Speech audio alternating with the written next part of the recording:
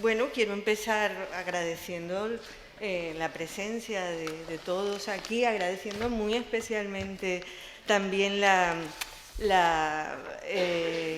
iniciativa de la Facultad de Sociología de mantener esta política de invertir en traer conferenciantes, en propiciar ocasiones como esta y desde luego especialmente la iniciativa de traer como invitado a Manuel Delgado y que se me invite a presentarlo por razones que luego explicaré lo que significa para mí esta oportunidad. Especialmente quiero agradecer a Belén Fernández porque yo creo que es la que ha estado detrás de esto y se empeñó, y tengo que decir que incluso hubo apuestas porque yo verdaderamente pensaba que esto no iba a ser posible, así que eso me lleva al último agradecimiento el fundamental, que es al conferenciante por estar aquí, que todavía no puedo entender por qué está aquí. Creo que es un esfuerzo importante venir de donde viene y con todos sus compromisos para esta humilde ocasión, y esperamos sacarle todo el provecho que podamos y que sea lo más llevadero y agradable posible para él.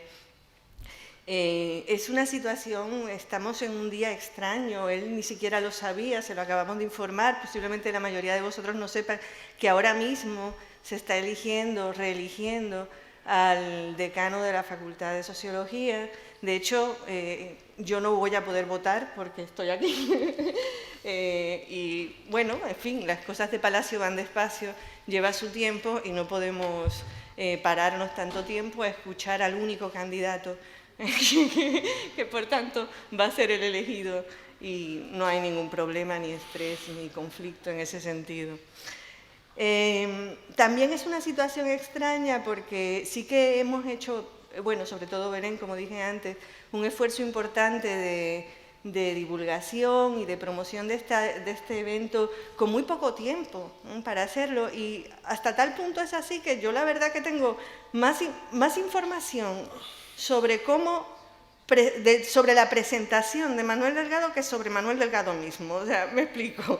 A ver, la biblioteca tiene una exposición sobre sus trabajos que la verdad que se improvisó, fue muy rápido, hicieron lo que pudieron, pero hay que reconocer que efectivamente es bastante más lo que podría ser en esa exposición, lo que podríamos tener, pero bueno, para su consuelo, que sepa que no hay más, en parte porque están prestados los libros, o sea que eso también dice a favor de la receptividad que tiene su trabajo en esta facultad.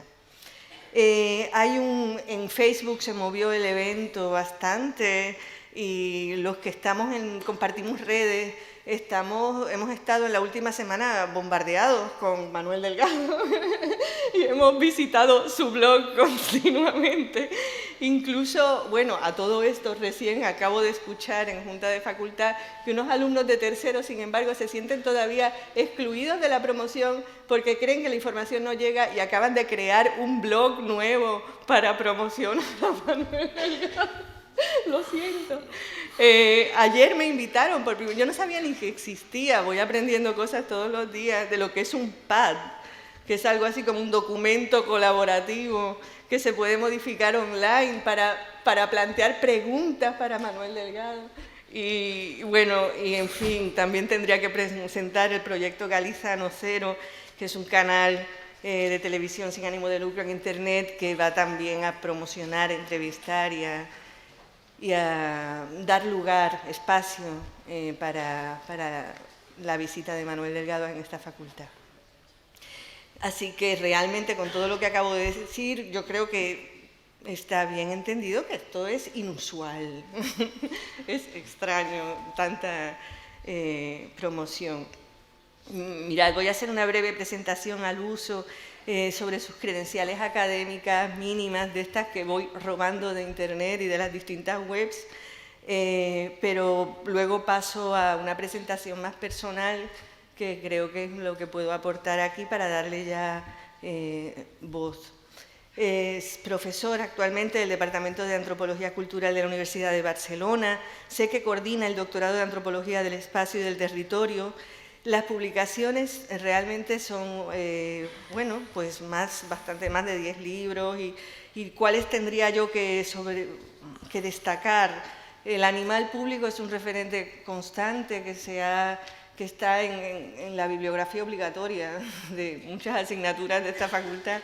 Recientemente también tiene el espacio público como ideología. En realidad también me gustaría destacar y que le echaseis un vistazo a las obras que tiene como editor y coeditor, porque yo creo que eso es un trabajo que generalmente no está bien reconocido en la academia y sin embargo tiene mucho mérito cuando no eres tú solamente hablando y opinando, sino que te pasas el trabajo de recoger lo que otros están diciendo sobre el tema y hacer la selección pertinente. Yo creo que en eso también es de destacar su trabajo. Aparte de su bibliografía y de los libros, tenemos que destacar todo lo que escribe en artículos, ¿no? Artículos académicos. También como conferenciante va a ser muy fácil, es bastante fácil localizar sus conferencias en la red y pasarse siempre, aprender algo, siempre escuchándolo.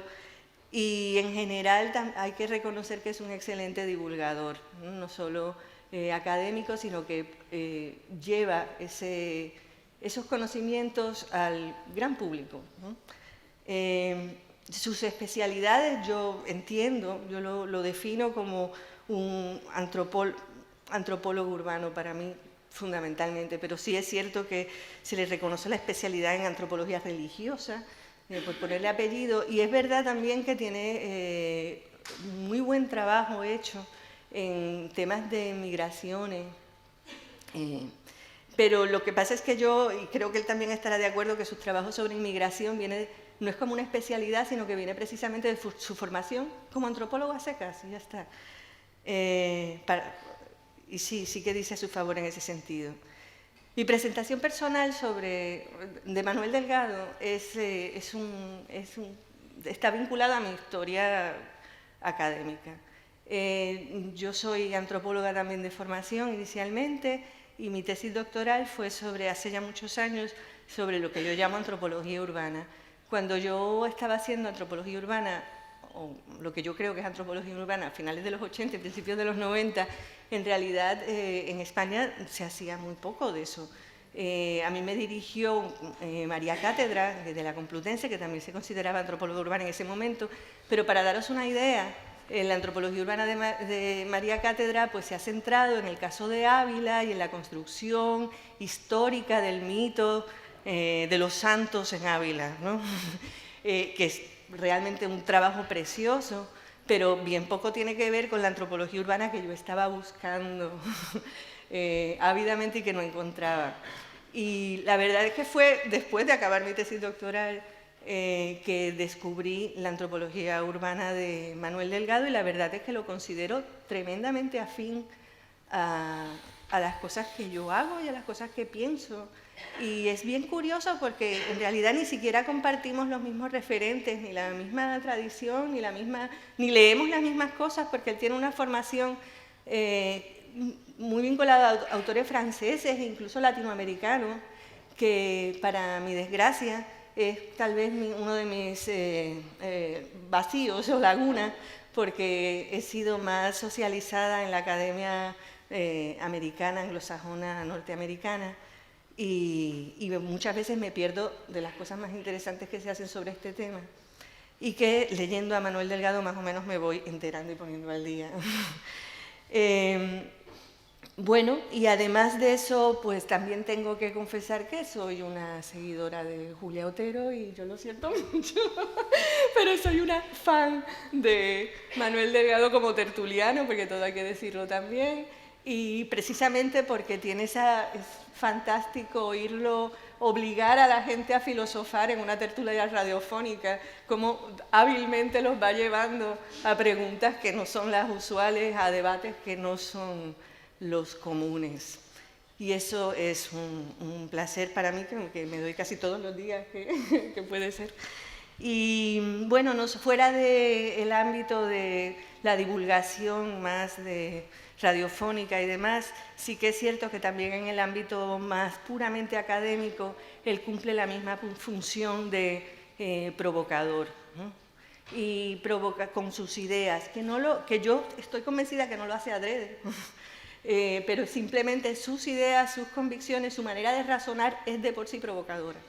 Y a veces yo trato de imitarlo y trato de, llevo a clase algunas de las ideas que él tiene, que para mí que comparto y son fundamentales, y verdaderamente son muy, muy difíciles de comunicar, por eso espero que logre algo que logre algo en esta conferencia. A ver, para daros un ejemplo, la idea esta, hace años, en plena campaña del derecho a la diferencia, Manuel Delgado insistía en el derecho a la indiferencia, y eso es muy difícil de comunicar y de creer en un ambiente incluso progresista y bien intencionado, ¿no?, de reconocimiento del otro.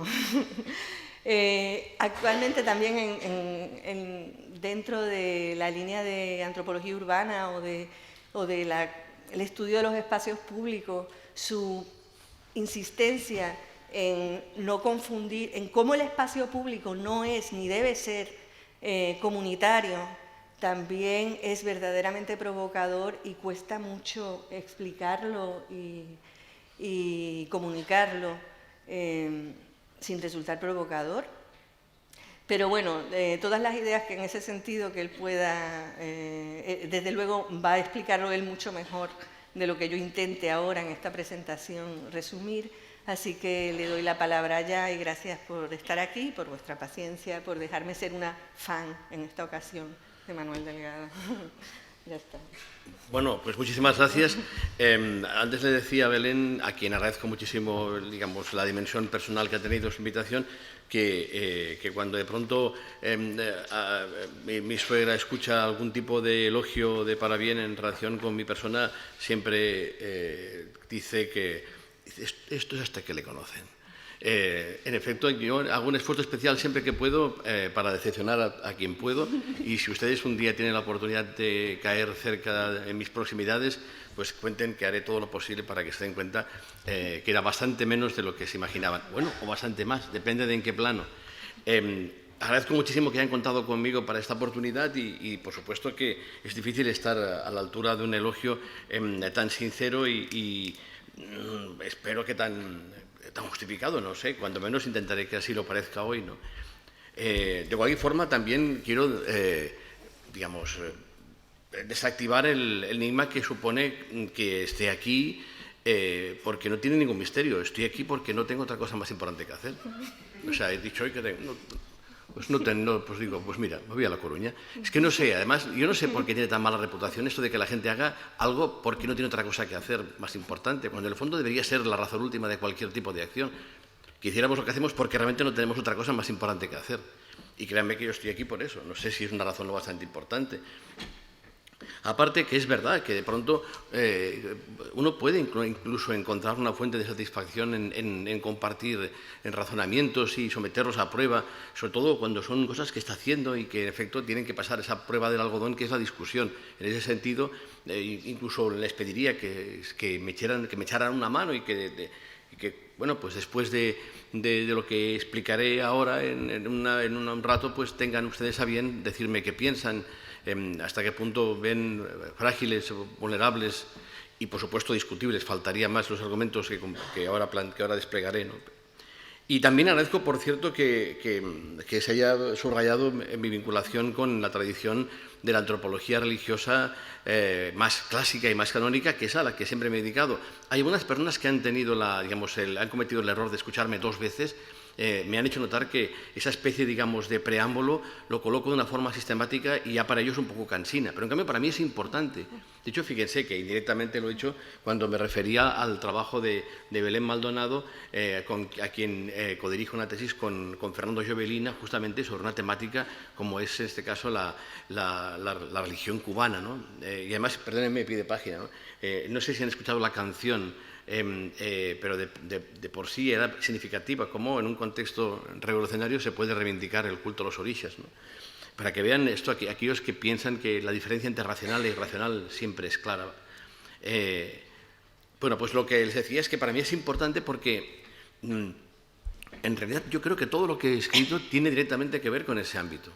Y todo lo que he escrito en ámbitos aparentemente paralelos o perpendiculares no es otra cosa más que una especie, digamos, de expediciones en las que siempre he ido armado de los mismos artefactos conceptuales que han tenido que ver con lo que es justamente el repertorio explicativo, interpretativo de la antropología religiosa primero, luego pues lo que lo continuó, que fue la antropología simbólica, pero mi ámbito ha sido ese. Otra cosa es que en efecto me empeñe y creo que consiga reconocer que los elementos que configuran ese ámbito, ese campo, que diría Pierre Bourdieu, están en otros sitios. Y esto es importante porque tiene que ver con lo que les quería contar hoy. De hecho, cuando, por ejemplo, el cuatrimestre que viene empiece la asignatura de antropología religiosa obligatoria de segundo año, pues lo que haré será pues, explicar lo que he explicado desde hace, yo qué sé, ¿cuánto? Quizás 25 años que doy la asignatura en la facultad, que es que la presunción según la cual el ámbito de las creencias y las convicciones en entidades invisibles o la comunicación con dominios metafísicos o la invocación, evocación de instancias no exactamente humanas, pertenece por definición a un territorio que es propio de ellos o de ellas, de los otros, ¿no? Todos creo que lo tenemos en cuenta, ¿no? Al respecto, ¿no? Nosotros somos gente racional, somos hijos de la enciclopedia y somos hijos de las luces, y en cambio ellos, y además preferentemente ellas, no nos engañemos, tienen una cierta debilidad, seguramente como consecuencia de su insuficiente inteligencia, no nos engañemos porque siempre se acaba insinuando así, son más accesibles a cierto tipo de convicciones que no pueden ser demostradas empíricamente. Lo que intento explicar en el primer día de clase es que esa pretensión según la cual el mundo de los ritos y de los mitos corresponde a la alteridad cultural es falsa y que es al contrario, que difícilmente podemos encontrar una sociedad más, entre comillas, supersticiosa que la nuestra y que, desde luego, el campesino medieval con sus creencias aparentemente torpes e infundamentadas, según como lo viéramos, podríamos contemplarlo como un lúcido ilustrado. Si uno contempla lo que tiene a su alrededor y como son nociones, categorías y principios no menos demostrables los que están organizando en torno suyo nuestra propia vida individual, pero también colectiva. Y es justamente en ese ámbito en el que me parecería que podría ser interesante que me dejaran pensar algo en voz alta para ustedes, ¿no? Belén me proponía una cosa que fuera ciudadanía política y espacio público. Y me parecerían ejemplos perfectos de justamente esa especie de mixtificación que hoy por hoy hace que nos pasemos todo el día invocando nociones que no resistirían la pregunta exactamente de qué estás hablando, porque al final acabarían siendo autorreferenciales y acabarían dando por supuesto su significado y su valor. Claro que tienen definiciones canónicas que están en libros sesudos y profundos, pero no nos engañemos, el uso que damos de esos términos es un uso completamente banalizado, cuya función política con frecuencia se disimula porque da la impresión de que son hechos naturales, que son indiscutibles, que son axiomas que están ahí y que no pueden ser bajo ningún concepto puestos en cuestión, con lo que justamente en esa dimensión inefable demuestran hasta qué punto son mística pura, ¿no? Política aún quizás podríamos apañarnos un poco, aunque uno piensa que quizás la política hoy es el opio del pueblo, según cómo se quiera mirar. Pero en cuanto a nociones como podrían ser ciudadanía y espacio público, yo me he cansado en los últimos tiempos de repetir que son categorías que en el fondo valen para cualquier cosa y con frecuencia en los últimos tiempos para nada bueno. La ciudadanía, espacio público, ciudadanía. Yo no sé cómo podemos de pronto defender los valores de la ciudadanía cuando esos valores son los que excluyen de oficio y por ley a una buena parte de nuestros vecinos, que en efecto no son ciudadanos. Me contraría que de pronto se hable de valores de ciudadanía. Cuando, por ejemplo, que se dé educación para la ciudadanía a niños cuyos padres no son ciudadanos. Porque los inmigrantes no son ciudadanos. Te pongas como te pongas, digamos, lo que tú quieras, pero no son ciudadanos. No tienen derechos de ciudadanía. La ciudadanía es la ciudadanía española y de pronto podemos hacer el elogio entusiasta, yo casi ditirámbico, de una categoría que es por definición excluyente, puesto que en efecto establece que el universo se divide entre los ciudadanos y los que no lo son. Un defecto que está inscrita en la propia Revolución Francesa y en la famosa Declaración Universal de los Derechos del Hombre y del Ciudadano, dando a entender en efecto que no todos los seres humanos son ciudadanos. Con espacio público pasa lo mismo, pero como sé que ya he escrito un libro sobre el tema, no voy a cometer el error de repetir, que es una cosa que a veces la gente que hablamos por ahí no tenemos más remedio que recurrir, ¿no? Repetir aquí y allá siempre una cosa más o menos parecida. A mí realmente, si realmente me apetece venir, es justamente pues para explicar en voz alta qué es lo que estoy haciendo y a ver si está bien, a ver si es plausible o no, incluso deseando que no lo sea, porque es aquí, en esta especie de lidia con ustedes, con los estudiantes de clase, donde uno puede saber hasta qué punto puede o debe rectificar lo que está escribiendo y pensando. Entonces yo ya he dicho lo que tenía que decir acerca del espacio público. Ya he dicho que el espacio público, para aquellos que somos lectores conspicuos de Erving Goffman y que hemos leído con amor en Relaciones en Público, microestudios de orden público, el espacio público es el espacio de libre concurrencia donde individuos que más bien no se conocen o no se conocen llevan a cabo un tipo específico de sociabilidad. Efímera, en la que de pronto uno se pasa el tiempo, negociando y definiendo las situaciones en las que se va viendo involucrado, pero la que es imposible escapar de los marcajes que cada cual arrastra consigo, porque ese espacio público, es decir, que no es otra cosa más que el exterior urbano, lo que hay fuera, es por definición un espacio de y para el conflicto. Entonces uno está dando cuenta de que el uso que recibe el concepto de espacio público hoy por hoy es un concepto realmente místico, en el que apenas se disimula la evidencia de que se está pensando en un espacio público como un espacio desconflictivizado, amable, en que existe una concurrencia, de individuos que llevan a cabo operaciones permanentemente renovadas de consenso y que en efecto aceptan por encima de cualquier cosa comportarse adecuadamente, en nombre justamente de principios que se presentan como urbanidad, como cortesía, y que justamente pues, no hacen otra cosa más que disimular la evidencia de que el mundo está hecho de desigualdades y de asimetrías a veces realmente insultantes, ¿no? Que justamente esa noción escabulle, haciéndote creer que ese espacio público realmente es igual para todos, cosa que es ostensiblemente falsa. Pero es cierto que ese valor fetiche ha entrado en circulación y hoy por hoy creo que no se deja de hablar de espacio público en muchos sentidos y algunos de ellos especialmente intranquilizadores, porque que hablen de espacio público las normativas cívicas que se dedican básicamente a expulsar menesterosos y disidentes, pase, porque se delata enseguida que se está pensando en un espacio que es un espacio de clase media y para la clase media. Pero cuando de pronto, como creo que ahora intentaré mostrar, son otras perspectivas teóricas que deberían pasar por críticas las que utilizan esa noción, escabullendo su génesis inequívocamente liberal, es cuando uno tiene razones para sentirse inquieto, ¿no?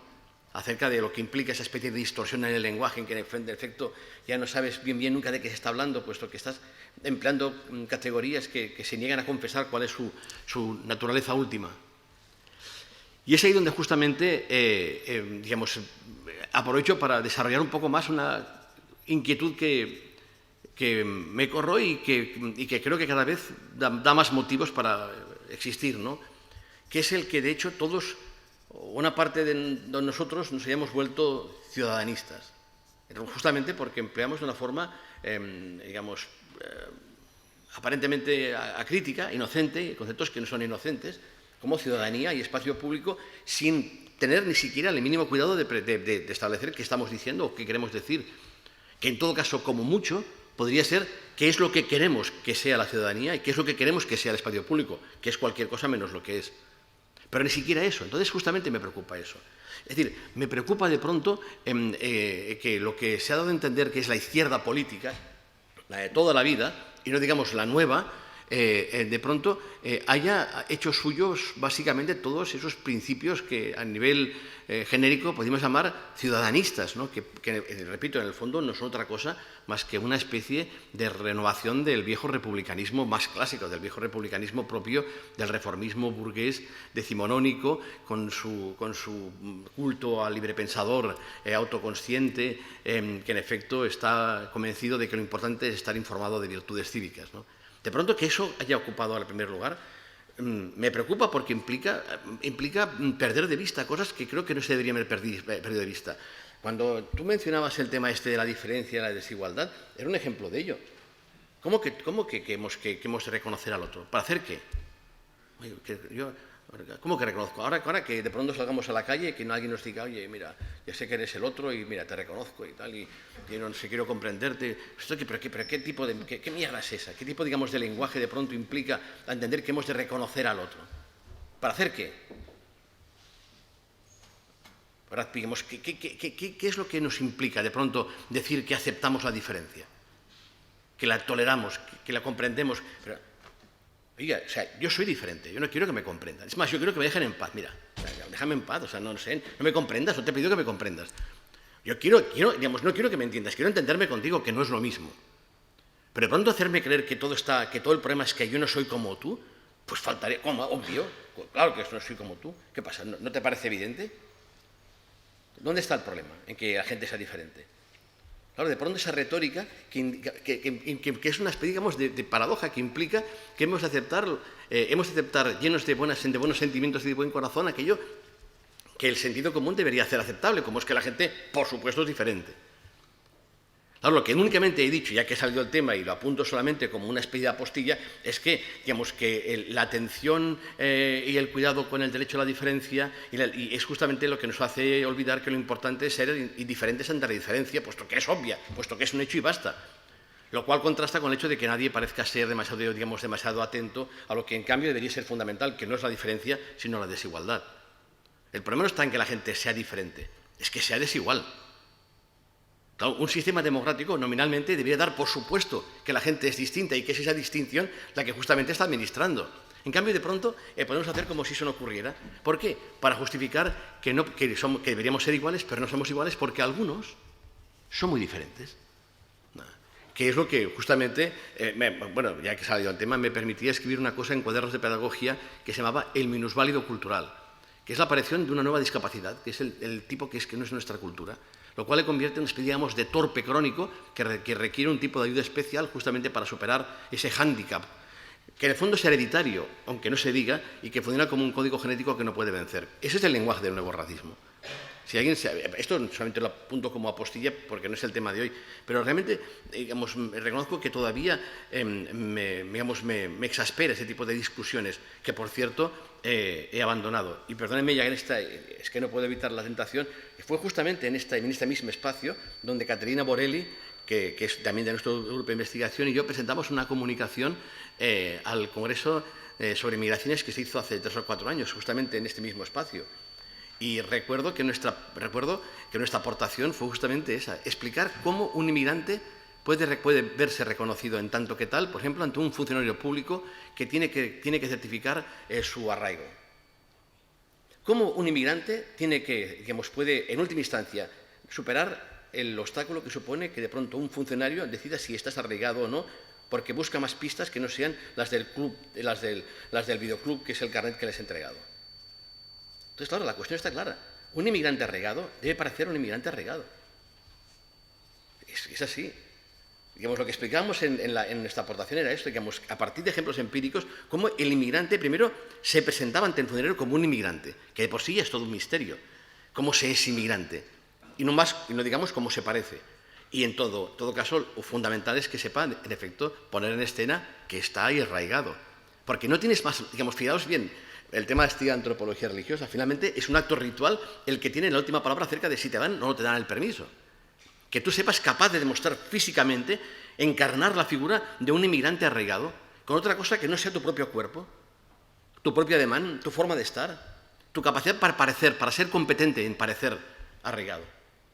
Lo cual, en efecto, deja la cuestión a un nivel de pura mistificación en la que, insisto, es un acto ritual el que tiene la última palabra acerca de si eres o no eres digno de ser aceptado como uno de los nuestros y merecer, como mínimo, uno de los nuestros fiable y merecer, en este caso, una carta de residencia. Pero, en fin, déjenme que vaya al tema, que es justamente ese, digamos, la manera como, de pronto, la izquierda ha acabado asumiendo lo que llamaremos argumentos ciudadanistas. Si se me permiten, como tengo un cierto miedo acaban de ver una prueba de ello en perderme en pies de página y comentarios, glosas y preludios. De pronto, si voy siguiendo un poco el guión que tenía previsto, me sentiré más tranquilo porque creo que administraré mejor el tiempo. El ciudadanismo, estoy diciendo, es la ideología que está acudiendo a administrar y a temperar los restos del izquierdismo de clase media, pero también de buena parte de lo que queda de lo que ha sobrevivido de la clase obrera, del movimiento obrero. Como se sabe, el ciudadanismo es la doctrina de referencia de un conjunto de movimientos de reforma ética del capitalismo que aspiran a aliviar sus efectos mediante una agudización de los valores democráticos abstractos y un aumento en las competencias estatales que la hagan posible, entendiendo de algún modo que la exclusión y el abuso no son factores estructurales, o más bien estructurantes, sino meros accidentes o contingencias de un sistema de dominación al que se cree posible mejorar moralmente.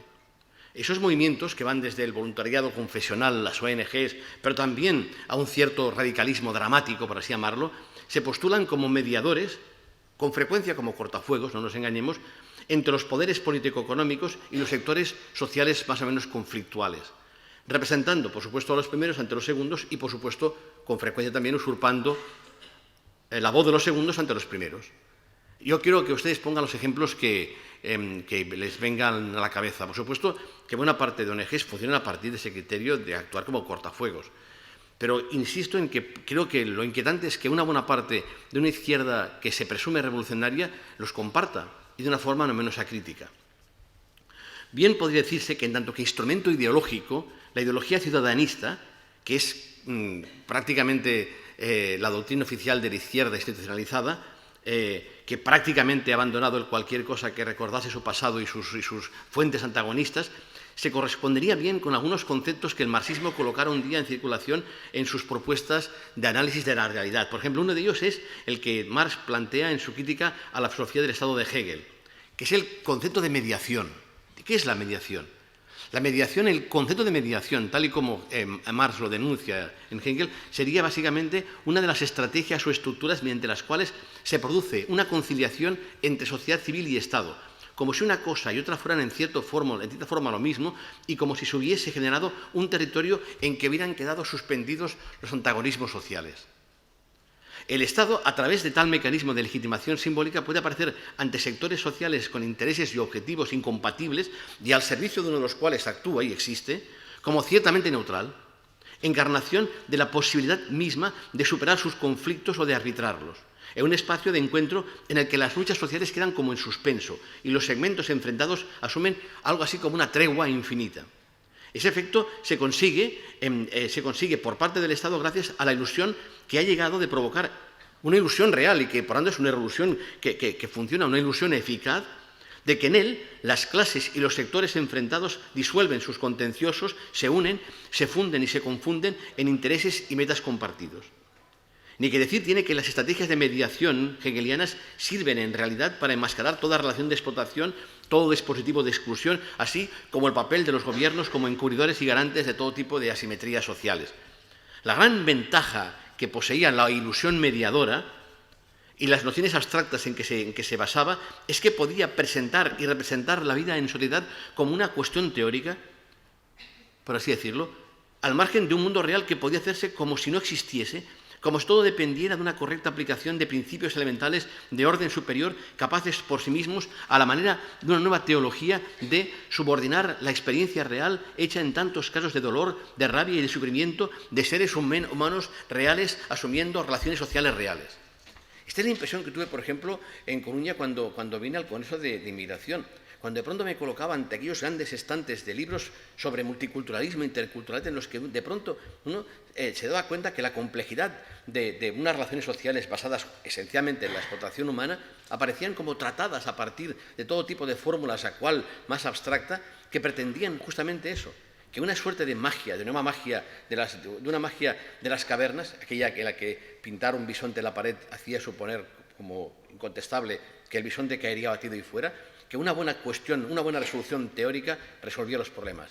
Que si Rawls, que si el multiculturalismo, que si la diferencia, este tipo de discusiones puramente escolásticas, que en el fondo podían hacer como si todo fuera una cuestión de ideas, encontrar una fórmula teórica que de pronto de la mano de Habermas o de quien fuera nos diera por fin con las pistas que permitían amansar la realidad y obligarla a dejar de temblar, y a dejar de ser lo que era por definición irreductible, complicada, compleja y por supuesto conflictiva. Perdónenme, pero es la impresión que cuando uno tiene, que es la que tiene uno cuando de pronto recibe encargos en los que alguien, por ejemplo, especialmente en el ámbito escolar, le pide que le eche una mano ya no para administrar, sino para entender lo que tiene delante. Y pide, no sé, definiciones, clasificaciones, taxonomías. Y por supuesto, la que mejor le conviene es aquella que le permite soñar que lo que tiene delante puede ser clasificado étnicamente, por ejemplo.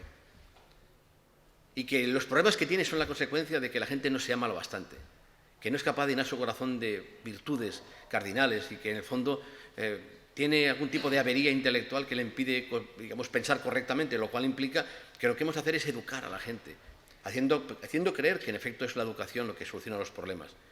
De pronto, los determinantes sociales, económicos, eso, es como si no existiera, porque lo importante es justamente eso, virtudes ciudadanas, civismo, que son formas distintas del viejo amor al prójimo. ¿Acaso quizás la expresión más perversa que el poder jamás hubiera podido concebir? Amaros los unos a los otros como yo os he amado.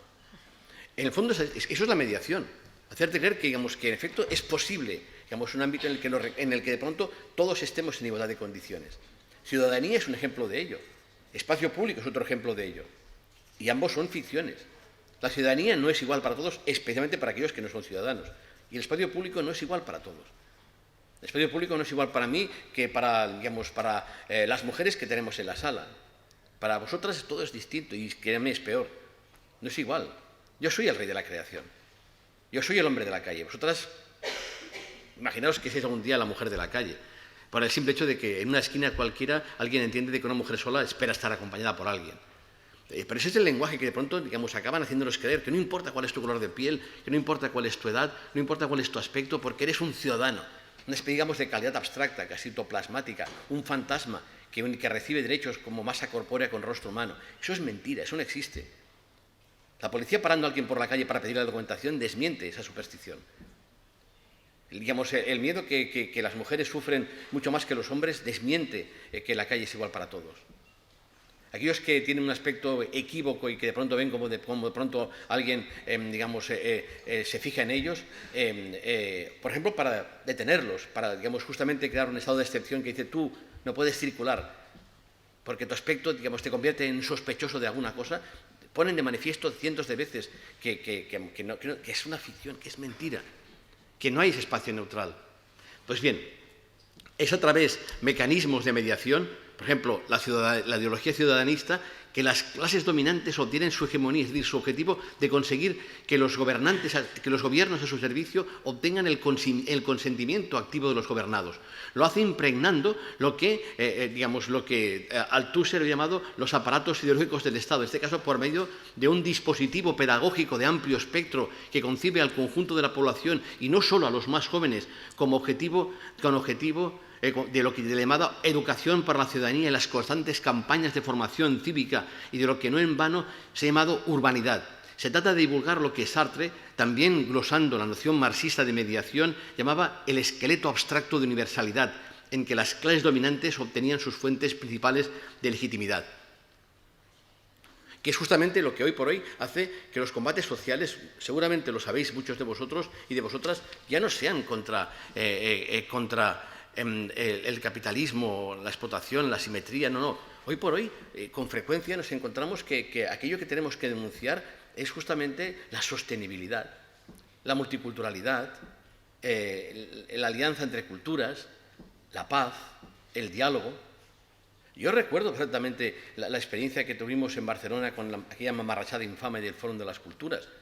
Recuerdo justamente cómo era en nombre de la sostenibilidad, de la paz, de la diversidad cultural y del diálogo que se llevaba a cabo una infame operación inmobiliaria que se enmascaraba justamente con la invocación, de nuevo un concepto religioso, la invocación justamente esas calidades ante las que tenías que detenerte como si fuera un vado retro porque no podías hacer nada contra algo que fuera tan poderoso como lo fuera en otro tiempo el Espíritu Santo. Digamos, y además te lo decían. Me acuerdo perfectamente en Málaga, cuando, digamos, una cosa contra la declaración de Málaga como capital cultural europea y las operaciones que estaban previstas, alguien nos decía, pero ¿cómo podéis estar contra la cultura? ¿Cómo se puede estar contra la cultura? ¿Cómo se puede estar contra la sostenibilidad, aunque sea para hacer lo que están haciendo con ella? ¿Cómo se puede estar contra el multiculturalismo, aunque sea básicamente en forma de esta parodia manucheísta que sirve básicamente para vender el Raval a inquilinos y propietarios que deciden sumergirse en un baño de bazar multicultural que en el fondo es el nuevo sabor local de las ciudades? Justamente a eso me refería, ¿no? Lo cierto es que el ciudadanismo y su retórica civilista es el eje argumental hoy por hoy que permite mostrar como justo y necesario un conjunto de leyes y normativas que están sirviendo en muchísimas ciudades del mundo para llevar a cabo grandes campañas de higienización de la ciudad, consistente en literalmente limpiarles de cualquier obstáculo humano que pudiera entorpecer las grandes dinámicas de reapropiación capitalista de la ciudad, terciarización, tematización, gentrificación, en nombre de los valores abstractos de la ciudadanía y del civismo. Es que vemos llevar a cabo la exclusión de los espacios públicos de elementos indeseables para la proyección de este como guarnición de acompañamiento de grandes operaciones urbanísticas que son al tiempo especuladoras y espectacularizadoras. La monitorización de las prácticas ciudadanas, el acoso contra movimientos sociales disidentes y otras expresiones de lo que se dan a llamar eufemísticamente gobernabilidad urbana. Cuando de pronto, si alguien de pronto en vuestro entorno decide levantar un espacio público de calidad, echaros a temblar, porque alguien realmente más tarde o más temprano se tendrá que preguntar si estáis a la altura de un espacio público de calidad. Porque un espacio público de calidad únicamente requiere usuarios de calidad. ¿Y lo somos? ¿Lo sois? Pues igual alguien piensa de que vuestra calidad no está a la altura justamente de ese espacio público que se despliega justamente para vosotros no tanto, para gente de calidad.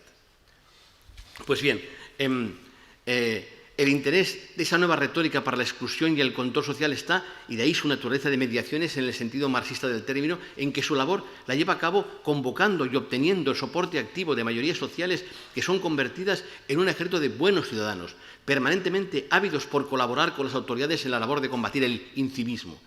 Una forma sutil de referirse a lo que la práctica es muchas veces marginación, pobreza o, repito, disidencia política.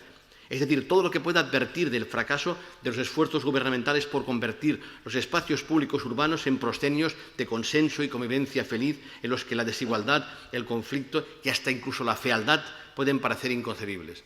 Esto es muy importante que lo tengáis presente porque está sirviendo para explicar muchas cosas. Cuando toda esta historia del 15M, no olvidéis que los argumentos que se adujeron por parte de todas las instancias municipales, al margen de cuál fuera su signo, acerca de la necesidad de desalojar las plazas, no estaban basadas en la condición revolucionaria, sediciosa o subversiva de quienes las ocupaban. Los que las ocupaban eran culpables de ser sucios, de ser piojosos, de llenar, de basura las calles, de ser incívicos. En Barcelona, como saben, tuvimos una expresión espectacular de ella cuando, tal y como me atreví a profetizar, quien vino a desalojar a la gente que acampaba no fue la policía, sino fueron las brigadas de limpieza. Porque el problema era básicamente de higiene pública, no de orden público. Pero ese es el nuevo lenguaje. Y piensen, no sé en Coruña, pero en Barcelona hay muchas oportunidades en que la primera línea de frente de la policía son básicamente las brigadas de limpieza. Y más les daría ejemplos concretos de ello. Primero claro, es muy difícil hacer frente a un tipo con una escoba. Porque es que la imagen es patética, pero es que les prometo que ni siquiera es una caricatura.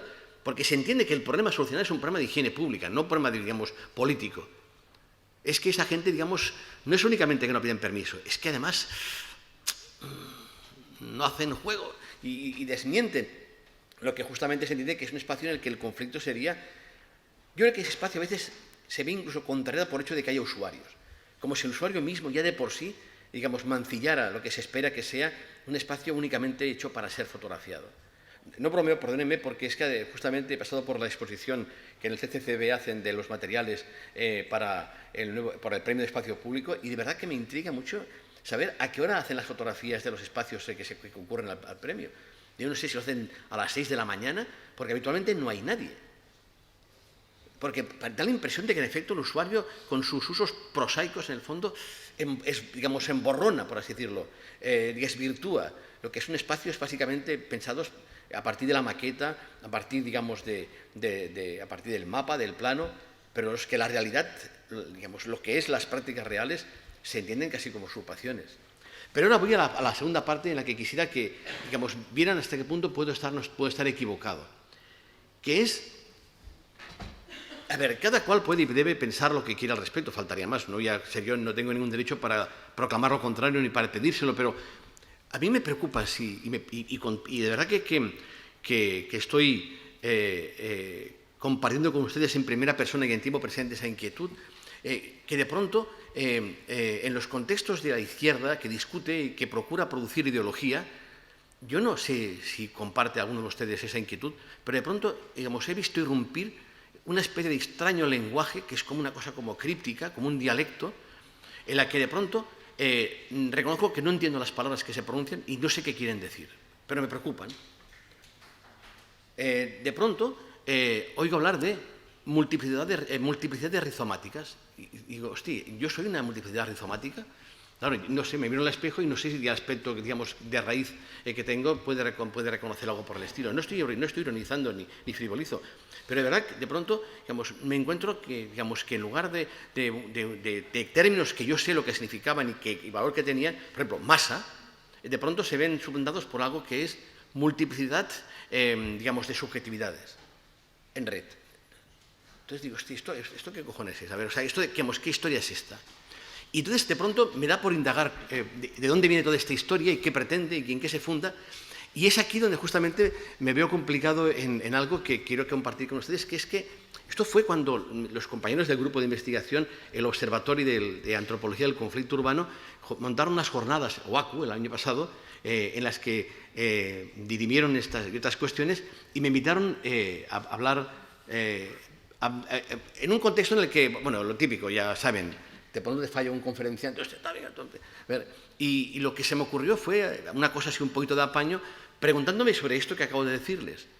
¿Cómo fue posible? ¿Qué ha pasado para que de pronto una noción tan fundamental en la tradición obrerista como la de masa haya desaparecido? Claro, yo tengo, digamos, mi pasado político y yo me acuerdo, ¿no? Los que, si alguno aquí hay de mi edad, recordará lo que eran movilizaciones de masas, organizaciones de masas, agitación de masas. Entonces, de pronto, no sé qué pasa, pero representa que ese concepto no es únicamente que ya no se use, sino que está abiertamente desacreditado porque lo que se establece que ahora funciona no exactamente como un sujeto revolucionario, pero algo por el estilo, porque ni siquiera es un sujeto revolucionario, es que no es nada. Es justamente algo que es la multitud, que repito, que no consigo entender, me dicen que tengo que leer el Tractatus de Spinoza, intento hacerlo y cuando, digamos, ahora estaba leyendo justamente a Virno y tal, y intento, y no lo entiendo, pero porque lo que me preocupa es que lo que poco que entiendo, digamos, me suena. Fíjense, odio repetir cosas, pero palabra que en la semana pasada estaba justamente en Sevilla, en la Politécnica, y también un poco quise venderles un poco de esta cosa que estaba pensando, pero otra parte, ¿no? Esa parte era esencialmente aquella que indagando sobre cuáles eran los elementos básicos que conformaban esa teoría de la multitud, digo, hostia, esto a mí me suena. Y de pronto lo que explicaba en esa otra clase, distinta a la de esta, está grabada y por tanto pueden ver que una continúa a la otra, es que tiene que ver con una polémica interesantísima que se produce básicamente a finales del siglo pasado. Lo que dije allí, que ahora retomo como un resumen, es lo siguiente. Lo que realmente aterroriza a la burguesía en el siglo XIX, el fantasma que recorre Europa, no es el comunismo, son las masas. Es el hecho de que de pronto eso que hay ahí fuera, la calle, ahora dicen que es el espacio público, el exterior urbano, el espacio de libre concurrencia en las ciudades, en las metrópolis europeas, de pronto, hostia, se llenaba de gente. De gente que ya no era esa multitud dispersa, difusa, a la que Baudelaire dedicó algunos de sus mejores textos, aquella que incluso escandalizaba a Engels, por ejemplo, cuando en Londres decía que la gente ni siquiera se hablaba, sino que era al contrario, de pronto era una especie, digamos, de coágulo que súbitamente se formaba de la nada y que conformaban individuos que nunca se habían visto antes y que nunca más se volverían a ver, pero que eran capaces de desatar una energía que podía ser histórica, que podía cambiar la historia, que cambió la historia. Todo lo que se escribe en torno a la idea de masas, por ejemplo, en el 19, se escribe en un sentido o en otro, a favor o en contra, se escribe básicamente a partir del espectáculo genial, pavoroso para algunos, que son, por ejemplo, la Comuna de París de 1871, pero también cuando este tipo, digamos, de grandes coaliciones peatonales, de gente que avanza como un solo cuerpo y una sola alma, de pronto consigue derrocar el gobierno de los zares en Rusia y la convierte en la Unión Soviética. Claro, entonces todo de pronto perdónenme que confieso un poco lecturas, pero ahora venía en el avión leyendo, lo he impreso porque me cuesta leer en texto, en PDF, Las multitudes argentinas, de José María Ramos Mejía, que es un texto de 1899. Genial, además es apasionante porque recoge un poco lo que es las teorías de las masas de entonces, advirtiendo, perdónenme que hable en primera persona y en tiempo presente, porque habla en la parte que estoy leyendo de la lucha contra las invasiones inglesas en Argentina, de Buenos Aires en particular, la reconquista de Buenos Aires en el año 1805 y 1806.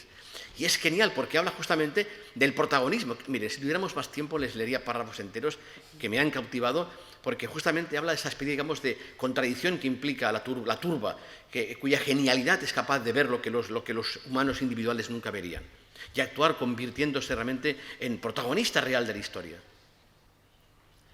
Pues bien, eso es lo que realmente preocupa. Es entonces cuando, por favor, resumo, esto no lo expliqué tampoco en Sevilla, otro día lo expliqué, otro día lo explico en otro sitio, a ver que alguien me invita, por eso vengo, porque sales, conoces gente y explicas cosas que en tu casa no te oyen porque hablas más de 3 minutos y te quedas solo. Digamos, esto intento explicar en casa y no cuaja.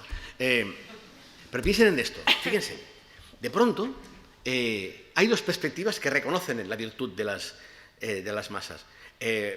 Venía en el coche con Belén desde el aeropuerto y escuchaba como le explicaba a un estudiante que mañana tienen que prepararme los capítulos, el libro cuarto del capítulo séptimo de las formas elementales de la vida religiosa, donde Durkheim habla de la efervescencia colectiva. Y habla de ella básicamente pensando, no únicamente en lo que serían los fervores, un término también religioso que se produce en el contexto ritual, sino especialmente para referirse a lo que está ocurriendo ante sus narices en la Europa de aquel momento, en el París de aquel momento. Por tanto, hay toda una lectura que tiene que ver con esa noción de efervescencia colectiva que, en efecto, resulta de una valoración positiva de lo colectivo, de lo cual la masa es la expresión radical. Acabo enseguida con este preámbulo. Por otra parte, está, por supuesto, la tradición anarquista y comunista, que, en efecto, ven las masas, la expresión física, corporizada de la clase trabajadora. Frente a esas, digamos, lecturas que hacen el elogio de las masas, como un elogio de la corporización de lo colectivo, otras lecturas que nos advierten del peligro de esa enloquecida muchedumbre, de esas turbas, de ese populacho que de pronto puede generar desmanes, que son las que llaman la psicología de masas, que es Le Bon, por ejemplo, que es Siegel, que es Rossi, que es Gabriel Tarde. Gerisa acaba de publicar ahora Las leyes sociales, atención, porque ahora vivimos una tardomanía, está de moda tarde. Freud también. Y a partir de ellos, uno de los fundadores, por favor, síganme en esto, uno de los fundadores de la Escuela de Chicago, que es Robert Ezra Park, que presenta su tesis doctoral siguiendo las huellas particularmente de Gabriel Tarde, con algo que se llama La multitud y el público. Al tanto que va de canto, porque esto es importante. La noción de público, en efecto, aparece en ese contexto para definir un tipo específico de vida social, cuya característica es que se produce por difusión, en el sentido de que del tipo de interacción que se suscita no se produce por contacto, sino por comunicación a distancia. Claro, en efecto, los teóricos del público, Park, Tarde, lo que hacen es trabajar la idea de que es importante que la obediencia libremente consentida se funde justamente en el intercambio de opiniones e ideas que encuentra en la esfera pública y en el público en su ámbito natural. Esto es muy importante porque tiene que ver con lo que les decía. Claro, el espacio público no es únicamente el espacio de titularidad pública, no es únicamente el espacio de libre acceso, es el espacio del público. A ver, ustedes no son una turba, creo por ahora, no son una chusma, que es justamente lo que hay que temer. Ustedes son básicamente un público, es decir, son individuos singulares que están sentados y que hacen un uso racional de su pensamiento para llevar a cabo una opinión que es la de evaluar lo que yo estoy haciendo. Ustedes son un público, puesto que ustedes no pierden de vista que son individuos y que pueden continuar pensando, incluso a distancia, cuando no estén aquí congregados como audiencia. Eso es lo contrario de la masa. Pero si semejante, digamos, acepción fuera válida, tendríamos que lo contrario de lo público no es lo privado, como sostendrían Hannah Arendt o Habermas. No. Lo contrario de lo público es lo fusional. Es la fusión. El hecho de que de pronto alguien pierda de vista su individualidad, que de pronto se vea sumergido en la turba, lo que de pronto se convierte en lo antagónico de un público que requiere que los individuos nunca pierdan de vista que son singulares, que son individuos racionales, que siguen el modelo del libre pensador. En la masa, todos los teóricos van a incidir en ello, como elogio o como crítica escandalizada, en la masa la gente pierde de vista quién es. Se convierte en una bestia, se convierte en un monstruo, en alguien hipnotizado, poseído. Especialmente saben en qué se convierte? Se convierte en una mujer. No hay afinidad que se prodigue más que aquella que insiste en establecer una comparación entre la mujer y la masa. Porque en el fondo a la masa le corresponden todos los atributos que en efecto en el 19 se le atribuyen a la mujer. Voluble, caprichosa, histérica.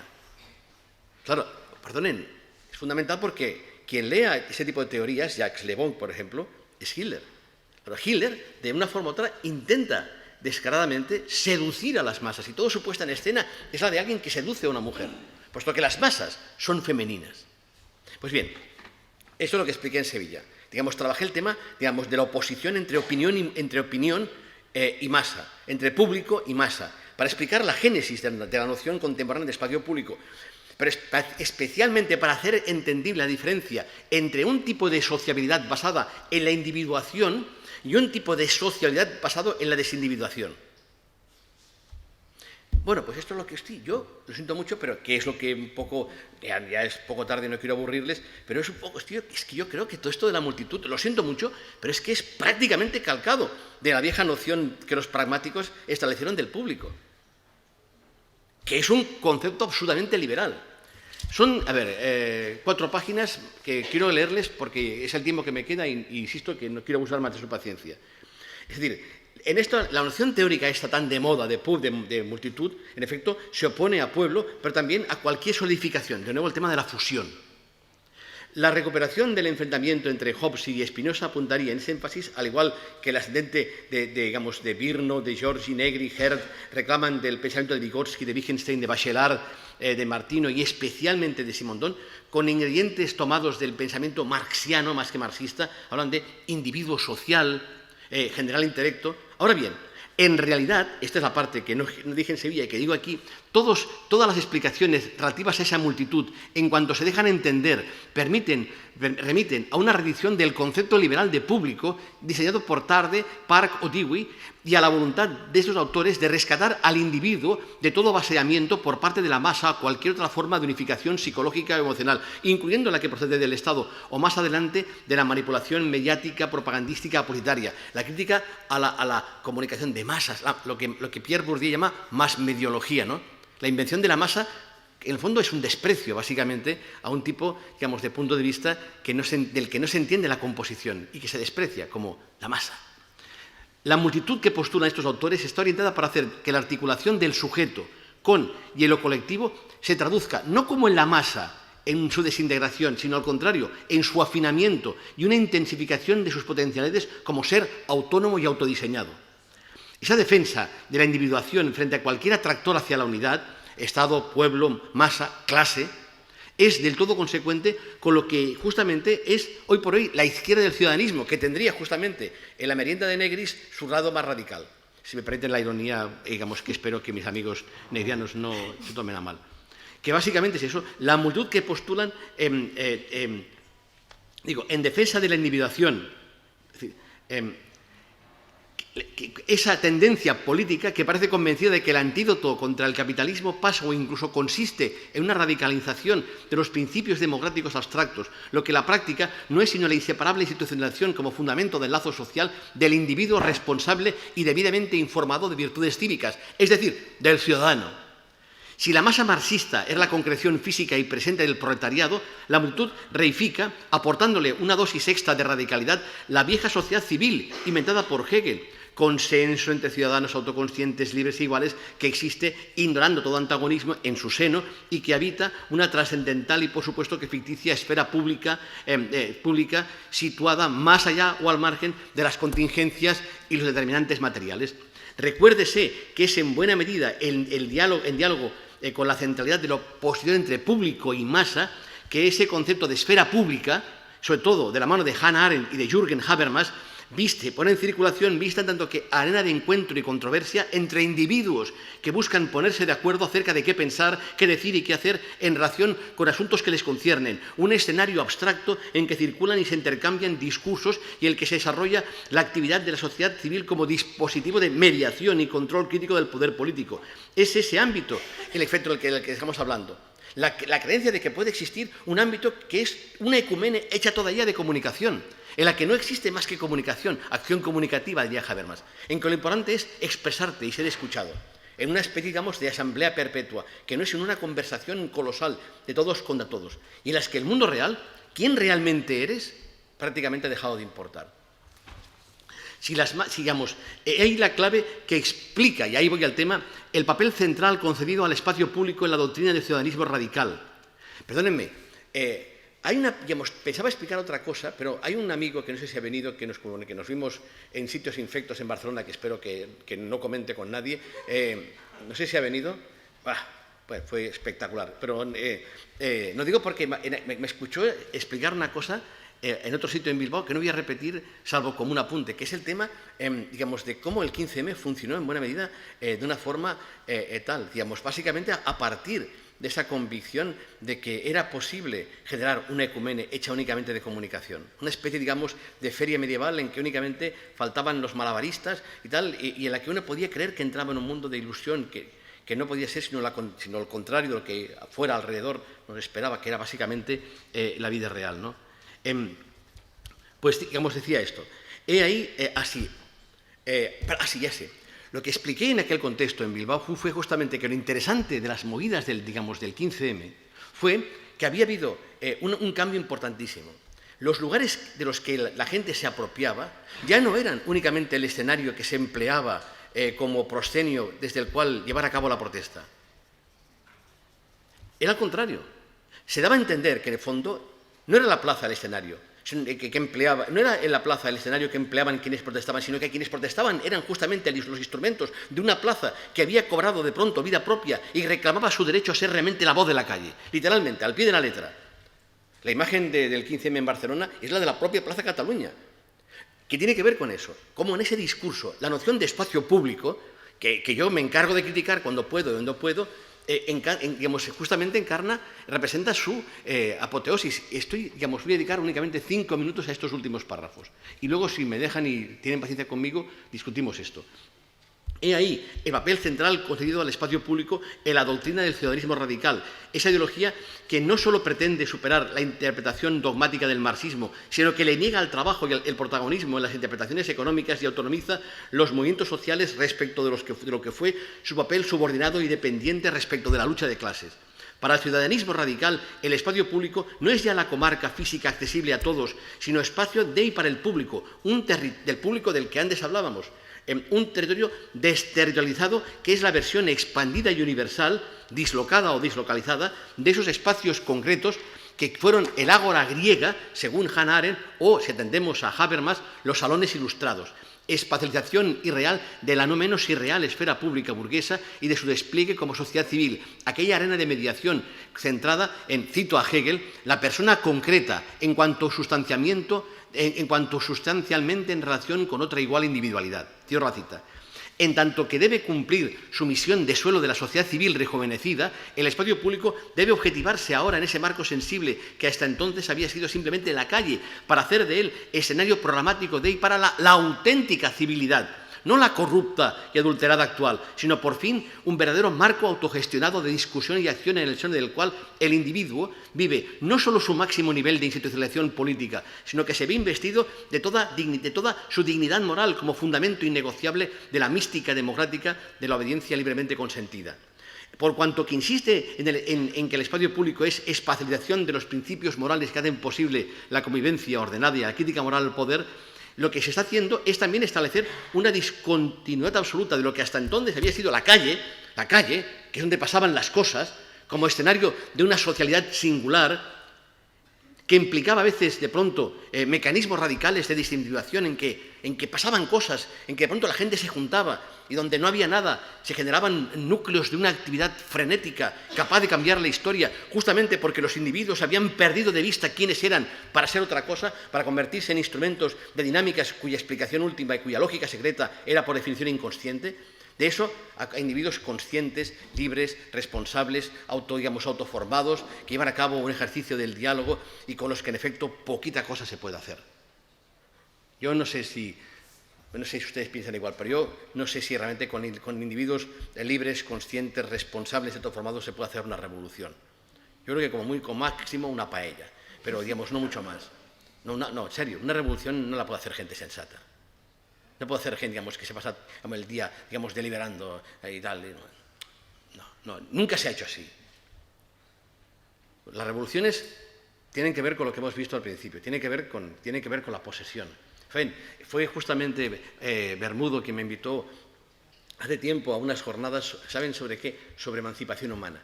Y yo llevé un trabajo que era lo que había sido el trabajo de Gerard Torda acerca del papel del espiritismo en el anarquismo catalán de principios del siglo XX y finales del XIX, ¿no? Y explicaba que no es casual que todos los grandes movimientos de liberación hubieran arrancado directo o indirectamente con movimientos, digamos, de tipo extático, ya sea de posesión o chamánicos, en los que de pronto lo primero que empezaba a temblar era el cuerpo, como habíamos, ¿entiendes? Y cómo de pronto ese temblor del cuerpo, del propio cuerpo, se convertía esencialmente en temblor de todos, pero siempre a partir de gente que en el fondo sabía y entendía que lo único que realmente poseía era su propio cuerpo. Y ahí justamente la paradoja, que fueran gente poseída la que fuera capaz justamente de emanciparse. No sé si pueden, digamos, percibirla por la paradoja que implica, solamente aparente. Claro, lo que explico, en clase, digamos, tengo una asignatura del máster que se llama Teorías del Trance, que se llama en catalán Teorías del Trànsit, y la gente piensa que es sobre espacios urbanos, no es sobre el trance, y justamente lo que explico es por qué la asignatura tiene su espacio en el módulo de exclusión social. Y lo explico justamente porque no es casual que los poseídos suelan ser los desposeídos. Porque es gente que de pronto se emancipa. Y se emancipa, ¿saben de qué? De lo que le oprimía. De lo que en primera instancia le asfixiaba. ¿Y saben lo que le sujetaba? Pues obviamente el sujeto. Es únicamente esa gente que había sido capaz de expulsar el sujeto de su cuerpo la que se podía dejar convertir en instrumento ciego, fanático, tremendo, a veces atroz, de lo que eran fuerzas que por definición pertenecían al inconsciente. Y no es el inconsciente del que habla Jung o Freud, sino el inconsciente del que hablaron Durkheim y Marx. Ya saben, los hombres hacen la historia, pero no saben qué la hacen. Bueno, pues entonces, miren, esto lo colgaré porque no quiero tampoco... miren, si quieren, si de caso es una... Es que me aburre tanto leer las cosas, que lo siento mucho, pero no puedo soportarlo, porque sé que me ahorra tal, pero en el fondo son 2 páginas, pero no las leeré, un párrafo solo. El ciudadano, en efecto, es por definición una entidad viviente a la que corresponde la cualidad básica de la identidad, puesto que se encarna en la figura del desconocido urbano. Aquí, fíjense, aquí, no sé si es una pena, porque mejor lo que he explicado hasta ahora también estaba bien, pero de pronto... Fíjense, aquí un poco me permito meterme, lo colgaré con mi buen amigo Santi López Petita, a quien quiero muchísimo, y Armando Fernández Sabater, toda esta peña, con esto del anonimato, que en el fondo es lo mismo, ¿no? ¿Comprenden? Lo que explico aquí, y no voy a leerles, qué curioso que venga una conferencia que no voy a leer, digamos, y que se queda por dar, bueno, me sirve para otro día, para otro sitio, y que no explicaré lo mismo. Pero lo que aquí explico justamente es que, y léanlo porque lo dejaré colgado, es que esa noción digamos, de multitud, en el fondo no hace otra cosa más que revitalizar justamente el viejo papel del individuo que ocupaba el lugar central de toda la tradición liberal, de la que no se aparta prácticamente en nada, aunque sea cambiando las palabras. Hostia, es puro neosubjetivismo. Continúa básicamente entendiendo que la revolución empieza por ti mismo. Lo que no puede hacer otra cosa es sino desembocar en contribuir a la crisis de lo social y especialmente a que cada vez sea más imposible definir lo colectivo. Porque si realmente nos creemos que todo empieza por nosotros mismos, que la lucha empieza justamente por una búsqueda interior, que es en el fondo la herencia de la nueva izquierda de los años 60, que en el fondo estaba contaminada de hipismo y de nueva cultura, que no era otra cosa más que siempre lo mismo. Empezar con la idea de que la conciencia política era un autodespertar o algo por el estilo, que de nuevo, fíjense, volvemos al principio, acababa impregnando el discurso político de una serie, digamos, de efervescencias que justamente por su énfasis en el sujeto no hace otra cosa más que revitalizar un discurso que ya no es que fuera republicano, y es que era directamente protestante. Porque era exactamente toda la herencia, digamos, de la introspección personal, de la idea de que en el fondo todo tiene que empezar por esa búsqueda interior en cuyo seno, en cuyo seno tú deberías encontrar las claves que te convierten en otro hombre. De pronto el mundo exterior ya no funciona, todo consiste básicamente en que de una forma u otra entiendas y veas. Pero esto acaba convirtiéndose en una crítica puramente ética al capitalismo, en la que lo que le reprochas al capitalismo no es únicamente que sea atroz, sino que tenga tan poca consideración. Porque en el fondo se insinúa que lo que hace falta es que la democracia se convierta en lo que prometió ser, que se cumpla el proyecto cultural de la modernidad como Habermas proponía, pensando que el antídoto del capitalismo es la democracia, que el antídoto de la explotación es la libertad. Y no, es otra cosa. No me hagan decir qué es, porque eso sería comprometerme demasiado, porque creo que tampoco estoy del todo seguro, no sé.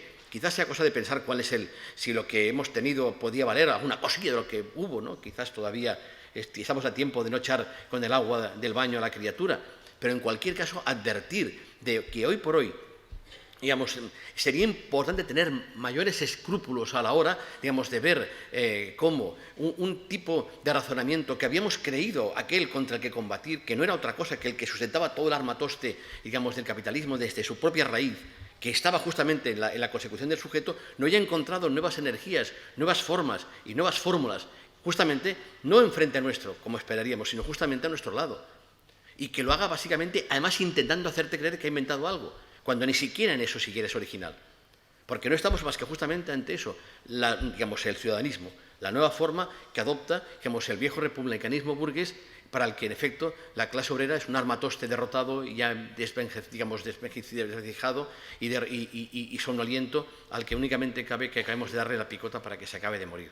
Entonces, solamente que me digan si creen que quizás esa inquietud es excesiva, si creen que este miedo que de pronto la izquierda, incluso la izquierda que se pretende más radical y más revolucionaria, haya acabado asumiendo un discurso que en el fondo no es otra cosa más que simplemente liberal, aunque sea con un tono dramatúrgico, digamos, enfático y aparentemente revolucionario.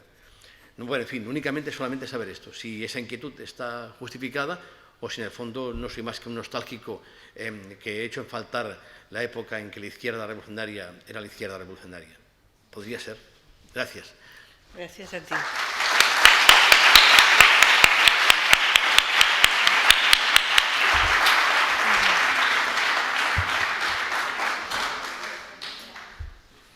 Bueno, yo creo que la verdad ahora estoy más confundida todavía, ya no sé si somos afines o no, pero de todas formas, desde luego sí que ha cumplido las expectativas de provocación y yo creo, y también que ha sido tremendamente denso el material, así que me alegro que no hayas terminado de leerlo y que a ver si ahora ya surgen las preguntas que seguro que van a ser como de muy que seguro que cada uno entendió lo que quiso.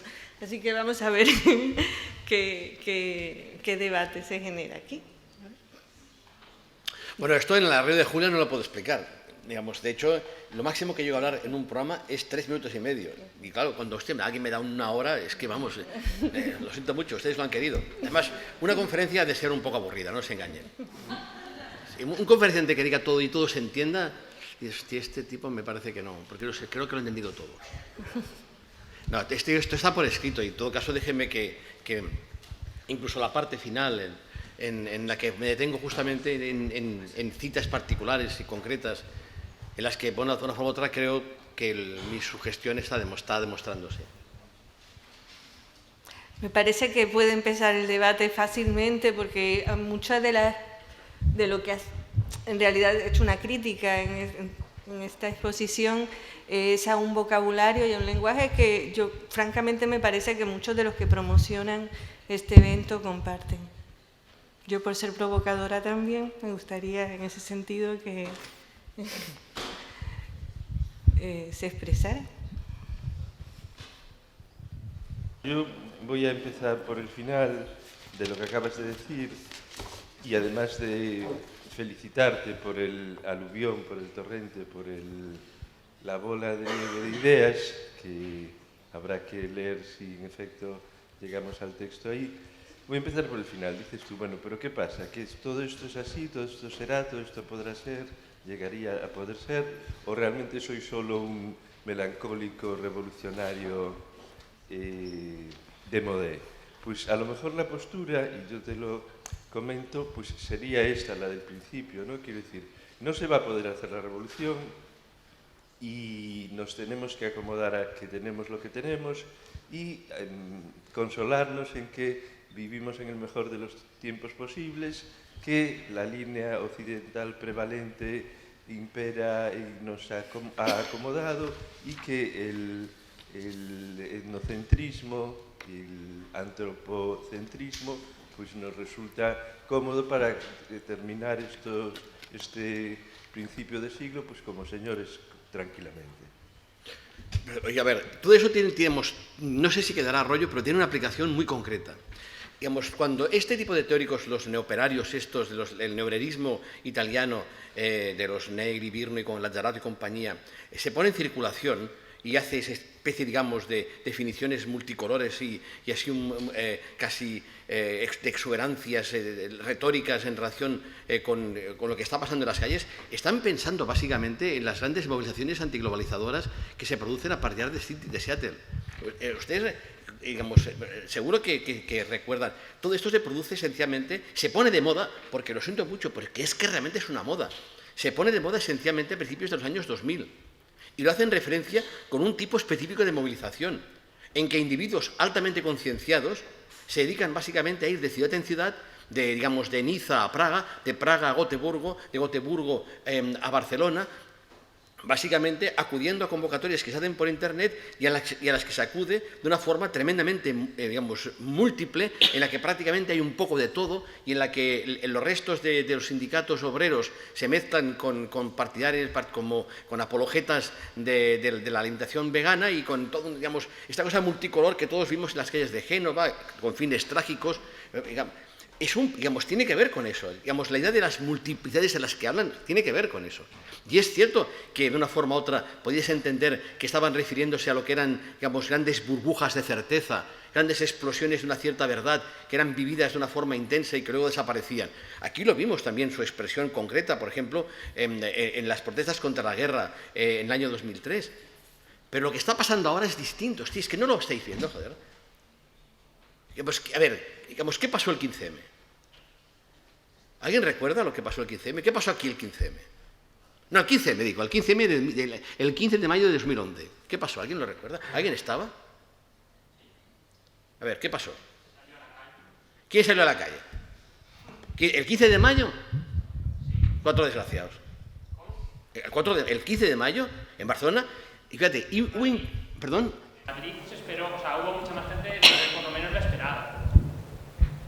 ¿Y qué? Nada, Que no, digamos, si oye, estaba en Barcelona, que además hubo la sospecha de que la movida del 15M era para tapar el 14M, puesto que el 14M había habido una gran manifestación de cientos de miles de personas convocadas por los sindicatos y por las asociaciones de vecinos en contra de los recortes. Pero el 15M, hostia, el 15M éramos 4 gatos. En Barcelona no creo que pasáramos de 5.000 personas. Hostia, yo no sé qué pasó, tú, y al día siguiente llego a mi casa y ha estallado la revolución. ¿Qué pasó? No, señor, lo que pasó fue lo que tú supiste que pasó, que llegó la policía, se puso tonta, empezó a repartir bandores con cuatro tontos que estaban acá. Eso fue cuando fue el desalojamiento de Plaza de Cataluña, en Barcelona. No, en Madrid. En Madrid toda la historia, oye, por favor, que alguien lo recuerde conmigo. En Madrid toda la historia consistió en que acamparon una cosa así testimonial, tal y cual. Entonces la policía intentó sacarlos y al cabo de un momento aquello se llenó de gente y nos encontramos literalmente con casi prácticamente una revolución. Sí. Y en Barcelona lo mismo. Yo estaba en mi casa tranquilamente, tal, ya habíamos montado el pollo de cuando el tema de las elecciones, que también fue una cosa que empezó a llegar gente de todos sitios, pero lo del desalojo para Cataluña fue igual. ¿Por qué fuimos, tú? ¿Qué nos llevó a, digamos, qué tipo de resorte mecánico, qué tipo, digamos, de magnetismo o de fuerza muscular de pronto nos llevó a hacer una cosa y que no hubiéramos hecho, que no habían conseguido ni movimientos sociales ni partidos políticos? Esto, los que tenemos memoria histórica, el partido se hacía hartones de llamar a la movilización y nunca se movilizaba nadie. En cambio, en Barcelona, huelga de tranvías. Empiezan a circular papelitos que dicen, oye, mañana no cojas el tranvía. Y al día siguiente hay una huelga general en que la gente decide masivamente, a partir de mecanismos que parecen casi telepáticos, decide llevar a cabo una acción. ¿Y por qué? Pues no lo sé. O sea, es que no lo veis, no lo sé. Sí, pero no sé el por qué. Porque estamos ante un movimiento de masas, en el sentido histórico de la palabra. Digamos, por favor, si ahora mismo tuviera tiempo y tuvierais la paciencia de escuchar lo que estaba leyendo en este texto sobre Argentina y su historia en el siglo XIX, veréis que él lo explica así. De pronto, digamos, un tipo, digamos, de mecanismo social cuya lógica no es distinta de la que, por ejemplo, hace posible las horas en los estadios, se genera y a partir de una comunicación sin hilos que tiene algo de eléctrica, digamos, la gente hace una cosa cuyo orden último es de orden ritual, yo estoy convencido. ¿De orden? De orden ritual. Sí. Justamente esta es la cuestión. Por cierto, que es lo que explica por qué la gente va a manifestaciones sabiendo que no servirá de nada. No bromeo. Por la misma razón que la gente hace rogativas a la Virgen sabiendo que no va a llover. No, cuidado, vamos, lo digo en serio. De hecho, si aplicáramos a este tipo de movimientos la lógica durkheimiana, la idea de efervescencia colectiva, la explicación sería que el acto de manifestarte, de lo que por encima proclama, es identidades conflictuales, al margen de cuál sea su razón objetiva. Y en este caso, ¿qué pasó? Repito, la pregunta, ¿por qué pasó? Si no hubo ninguna convocatoria, lo sabemos bien. La Puerta del Sol se llenó de gente sin que nadie la convocara, por Dios tú. Pero es que, ¿qué ha pasado, por ejemplo, en Brasil? Sí. Una mierda de protesta por los... Oye, ¿todo eso está grabándose, esto que estoy diciendo? Sí, queda mal. Pero, ¿lo pensáis o no? Sí, de pronto, digamos, el tema del precio de los transportes públicos. En México, si aquí alguien de DF, no sé qué demonios pasaba, había una estatua que no les gustaba, se ve que no gustaba la estatua, que cerca que me se van los nombres de la cabeza, y quizás alguien me puede ayudar. Digamos, hubo una iniciativa de levantar un monumento, no sé qué tal, delante de aquel parque, me se van los nombres y me da rabia por ello. Pero todo empezó de pronto, porque no podía ser, que no era una... ¿Qué pasó en Estambul? Un aparcamiento, y de pronto la ciudad se levanta, porque hacen un aparcamiento... O sea, no tiene que ver nada esto con lo que eran las movilizaciones tremendamente concienciadas de gente súper militante, digamos, súper encuadrada, que estaba todo el día colgada en internet a ver cuál es la próxima convocatoria. Perdona, Manuel, pero quiero tratar de entender lo que estás diciendo. Hombre, por una parte... Oye, complicación que tiene lo que estoy diciendo. Lo que nos estás diciendo es, esto sucede, lo vemos, pero conectando con lo que decías antes, no merece el tipo de interpretación como si fuese algo distinto que le podríamos llamar público digamos, en las movidas antiglobalizaciones sí que respondía justamente a lo que Birno y compañía han planteado, porque era realmente gente autoconsciente que reclamaba justamente su diversificación. Eran auténticos grandes superproducciones artivistas lo que había allí. ¿Qué será tu respuesta a...? Pero que ahora estamos en una circunstancia diferente. No, yo no sé lo que es revolución? posible, pero, hostia, por Dios, lo que está ocurriendo ahora se parece absolutamente a lo que estaba describiendo Lenin cuando escribe El quehacer. Digamos, de pronto, proliferación de movimientos de masas aparentemente con un fuerte contenido espontáneo, o cuanto menos que no están convocadas. Claro, hostia, los negrianos estos, claro, automáticamente llegan. Yo ya vi lo que pasaba en Plaza Cataluña. Yo ya los conocía a todos, tú. Y cada cual fue a su historia. La gente de Izquierda Unida a vender un poco la moto, los de las CUP con la suya, digamos, la gente también alternativa a explicar que aquí era la multitud lo sería después. Pero estaba clarísimo que estábamos ante un movimiento de masas en el sentido clásico. Y llegamos enseguida. Lo que estoy, digamos, diciendo es que el planteamiento es este, el que de una forma u otra de pronto sorprendía a Lenin y le proclamaba y le llevaba a hacerse la pregunta, ¿qué hacer? Eso, y por otra parte, una crisis de la socialdemocracia. Crisis del capitalismo, movimientos de masas, crisis de la socialdemocracia. La pregunta vuelve a ser de nuevo, ¿qué hacer? Y no sé hasta qué punto no tiene razón Zizek cuando de pronto sugiere que quizás Lenin tendría todavía alguna cosa que decirnos. En el fondo es lo que estoy defendiendo.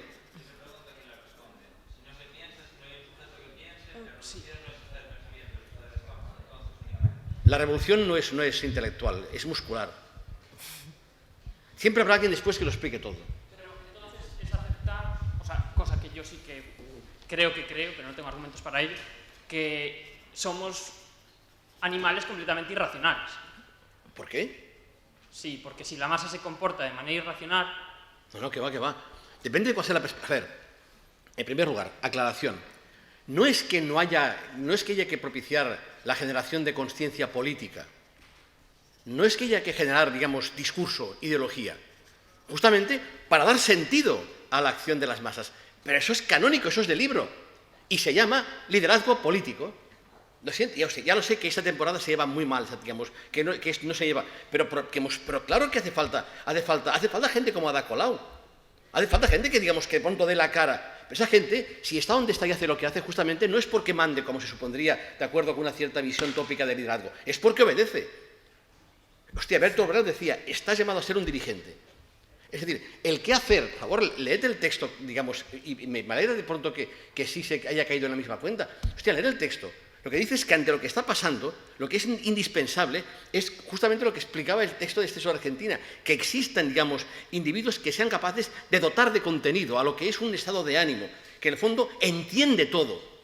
Ahí está la cuestión. Las masas jamás son irracionales, al contrario. Desde la perspectiva tanto durkheimiana como marxista, las masas son la expresión más radicalidad y más brutal de racionalidad. De una racionalidad que ni siquiera se puede permitir el lujo, digamos, de tener que soportar el pesado lastre de las conciencias individuales. Dice Peter Weir en Marat Sat, solo hay destrucción, hace decir a Marat, solo hay destrucción cuando es hasta los cimientos, aunque eso escandalice a aquellos que, acomodados en su movido bienestar, se cubren con la protectora capa de su ética. Claro, las masas, o sea, por favor, hostia, esto es Elias Canetti, a ver, algún cultivadito de la sala. Digamos, lo digo en serio, lo interesante, ¿sabéis lo que es? De pronto, las lecturas dionisíacas del pensamiento de Durkheim, que representan las lecturas que, por ejemplo, hace Bataille, por ejemplo, o el propio Canetti. Entender que, digamos, que las masas, que Durkheim que decía, que es en circunstancias de efervescencia masiva, donde la sociedad existe, donde lo colectivo existe, y donde desarrolla una racionalidad que no pasa por el filtro de la conciencia personal. Y que lo que quiere, lo quiere ahora. A ver, ¿quién, de pronto, vamos a volver a Bahía-Honda? ¿Quién posee al poseído?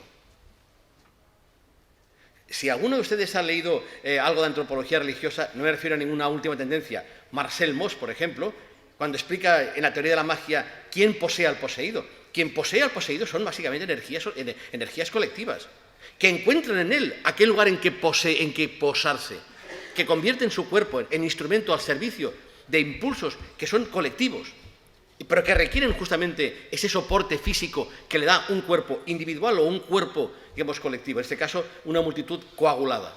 Pero, digamos, de verdad, pero es el papel que Marx asigna a las masas. Las masas no son ciegas. Lo que ocurre es que, digamos, es que en ese contexto pueden permitirse el lujo de llevar a cabo dinámicas de las que los individuos moleculares no son conscientes.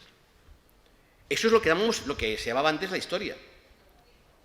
Entonces, la idea de que de pronto pero eso requiere de pronto que lo colectivo recupere de pronto el lugar que hoy por hoy se le niega. Es a lo que estaba refiriéndome. Y una cosa, otra duda, algo que dijiste que no ibas a decir, pero si puedes decir, dices algo así, bueno, que el antídoto de la explotación no está en la libertad y el antídoto de la desigualdad y del capitalismo no viene a pasar por la democracia. Y a mí sí que me interesa saber qué crees, por dónde pasa. O sea, ¿cuál es el antídoto entonces de la explotación si no es la libertad y cuál es el antídoto entonces de la desigualdad y el capitalismo como expresión de ella si no pasa por la democracia y si no pasa por la igualdad? Es que esto es que me da tanta vergüenza plantear una cuestión así de grosera. La democracia solamente será posible en sociedad sin clases. No sé, es que... Entonces, la idea de que la democracia, de por sí, en tanto que sistema político, es ya, digamos, lo que hace... es un poco lo que plantea democracia real. Es decir, esto no es democracia. Hace falta una verdadera democracia. Pero eso no impugna al capitalismo para nada. De hecho, lo que pide básicamente es que sea un poco más respetuoso. Es decir, los movimientos sociales de esa naturaleza son esencialmente movimientos de reforma ética. Y de ahí justamente su permanente convocatoria a las virtudes ciudadanas. Digamos, en el fondo promueven virtuosismo, que en efecto sí que requiere el sujeto. Sí que requiere, digamos, una introspección que me diga, ¿soy lo bastante bueno? ¿Soy lo bastante adecuado? ¿Estoy a la altura de lo que me pasa y de lo que le pasa a otros? ¿Hago lo que debo? Pero insisto que eso acaba teniendo efectos catastróficos, que son los que hemos visto. Que de pronto, aquí te pillo, aquí te mato. Grandes burbujas de certidumbre en las que de pronto la gente vive intensamente una cierta verdad compartida y luego si te he visto no me acuerdo. En la que de pronto lo que hay es puro movimentismo, en la que no se entiende la importancia de pasar de una guerra, digamos, de una guerra de movimientos a una guerra de posiciones, en la que hace falta, digamos, instrumentos de estructuración, en que hace falta órganos de dirección, en que hace falta liderazgo. Lo siento, porque lo habrá. Y justamente lo que caracteriza a la masa, que no tiene cabeza, pero tiene cabecillas. Y si ustedes no los ven, es su problema. Pero para ahora, no tengan duda de que la policía ya los ha localizado. Digamos, no hay líderes. Ustedes dirán que no, pero la policía sabe que sí y sabe quiénes son. Ya los ha visto enseguida. Entonces, repito, lo que hay que pensar es hasta qué punto ese discurso, que es un poco melifluo, no acaba siendo, en efecto, un factor de desmovilización. Porque al final acaba generando digamos, asambleas interminables en las que todo se tiene que consensuar. Sí, lo digo claramente. Oiga, asambleas, las de Dios. No, en el fondo, es justamente la herencia del protestantismo. La idea de que somos seres solitarios que concurrimos en lo que es una comunidad de individuos aislados que se unen únicamente para discutir y consensuar qué hacer y qué decir. Pero en la que lo colectivo prácticamente ha desaparecido. Pero no somos eso. No. No somos seres solos e individuales. En última instancia. En una sociedad individualista y liberal, claro, la materia primera del sistema es ese. Aunque no me guste un ser solo e individual. Y yo creo que negar eso hoy en día. A ver, ser un individuo no implica ser un individualista. Ser individuo, en primer lugar, escuche, en primer lugar implica aceptar que usted puede, en primer lugar implica reconocer que usted puede ser reducido a la unidad. Yo no soy un individuo, soy bastantes y además mal avenidos. Y en cuanto a estar solo, ¿sabe qué le digo? Yo creo que nadie está solo, fíjese que le digo. Yo creo que todos estamos solos. Mire, en antropología religiosa, básicamente lo que explico es, entre otros, a Maurice Holbach. Justamente hace poco en clase explicaba cómo Jorge Semprún me explica la agonía de Holbach en Buchenwald, ¿no? Cuando explica la idea de memoria colectiva, justamente habla de eso. Nadie puede estar solo porque no puede pensarse solo. Cuando el protagonista de Náufrago se queda solo, acaba pintarrojeándole unos ojos a una pelota de básquet. ¿Por qué? Porque no puede, porque no sabe estar solo. Digamos, ahí está la cuestión. Digamos, primero, uno no puede estar solo porque no puede dejar de pensar. Y uno siempre piensa en algo, lo cual implica que está haciendo siempre vida social, aunque sea con alguien que no está. Fíjese, me voy a poner hasta cursi. Hay una canción de Silvio Rodríguez que lo explica muy bien. El breve espacio en que no estás. Todo espacio está siempre lleno de ausencias. Y uno hace vida social con ellas. Ni siquiera puede soñar solo. Siempre soñas con alguien. No, por favor, piénselo. Hablo de una soledad más llevada al abstracto, es decir, es verdad que no podemos estar solos, ¿no?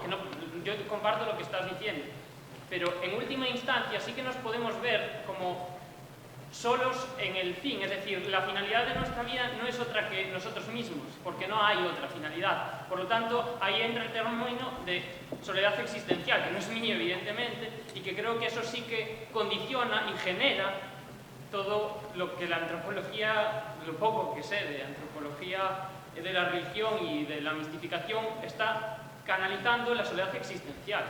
O sea, yo vivo la certeza de que estamos solos, de que los problemas de la sociedad al final acaban por que nos entendemos como solos y eso nos genera miedos, y generarnos miedos hace que los vivamos como individuos colectivos, pero es que somos uno y solo. Y yo creo que eso, o sea, no sé, no puedo concebirlo de otra manera. Y no, o sea, me gustaría que me cambiase. O sea. No, en todo caso, cuando ese tema sale siempre básicamente, por ejemplo, en clase, si me permite la vocación, cuando explico justamente lo que implicó la revolución cultural calvinista, justamente con la invención de la inmanencia, la idea, digamos, de que algo puede existir en tanto que él mismo. Pero eso no, digamos, no lo desmiente, sino simplemente eso sigue. Puesto que usted es signo, no puede ser más que justamente el lugar de encuentro entre un significado y un significante. Nadie puede existir solo, porque únicamente puedes existir no en relación con otra cosa, sino como la relación con esa otra cosa. Es decir, digamos, además, si no, no existiría ni la sociología ni la antropología. No olvide, las ciencias sociales no tienen ningún interés por las personas, ni por el ser humano. Lo que nos interesa son las relaciones entre los seres humanos. Para nosotros, la esencia de lo que nos interesa no está nunca en, sino entre. No, pero en todo caso, pero es una cuestión, digamos, son creencias. Es que yo sí que me voy a sentir sola un poco. Hola, buenos días. Es un placer, te conocía por radio, me encantas, eres una metralleta lúcida, bueno, disparas tan... Eso es porque no me conoce.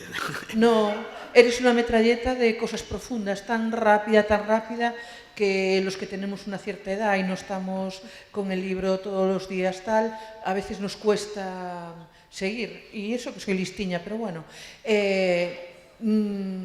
haces pensar. Y es importante también pensar. Compartes cosas con las que yo estoy de acuerdo, porque soy así un poco rarita. Por ejemplo, hablas, por ejemplo, de las ONGs, y yo es una cosa con la que no estoy nada de acuerdo, ¿no? Humanismo versus humanitarismo. Ese humanismo de las ONGs que hace lo que tú decías, un papel de cortafuegos, que es, bueno, que está supliendo la caridad, es una especie de caridad moderna. En vez del humanitarismo, en el que en vez de un señor jesuita, como tuve una vez la ocasión de asistir a una charla con él en la que pedía fondos para una ONG en Ecuador y que la gente estaba muy mal, yo le dije, no vengas a pedir fondos para poder hacerle una choza. Diles que cojan la tierra, que cojan un arma. Eso es justicia social, lo demás es caridad cristiana, de otra manera, ¿no? En plan moderna.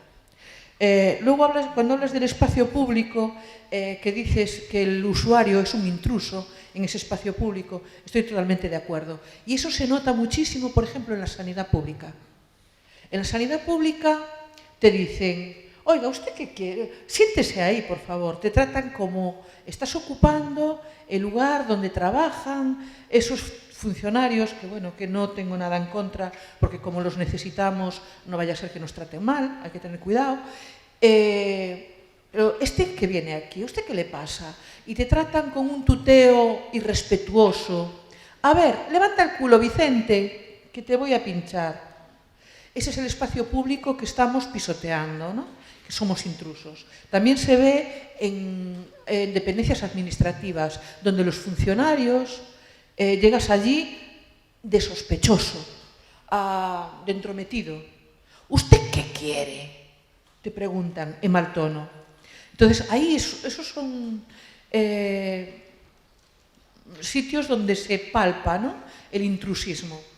Y luego, por último, lo que más me interesa, ¿no?, y en lo que más estoy metida.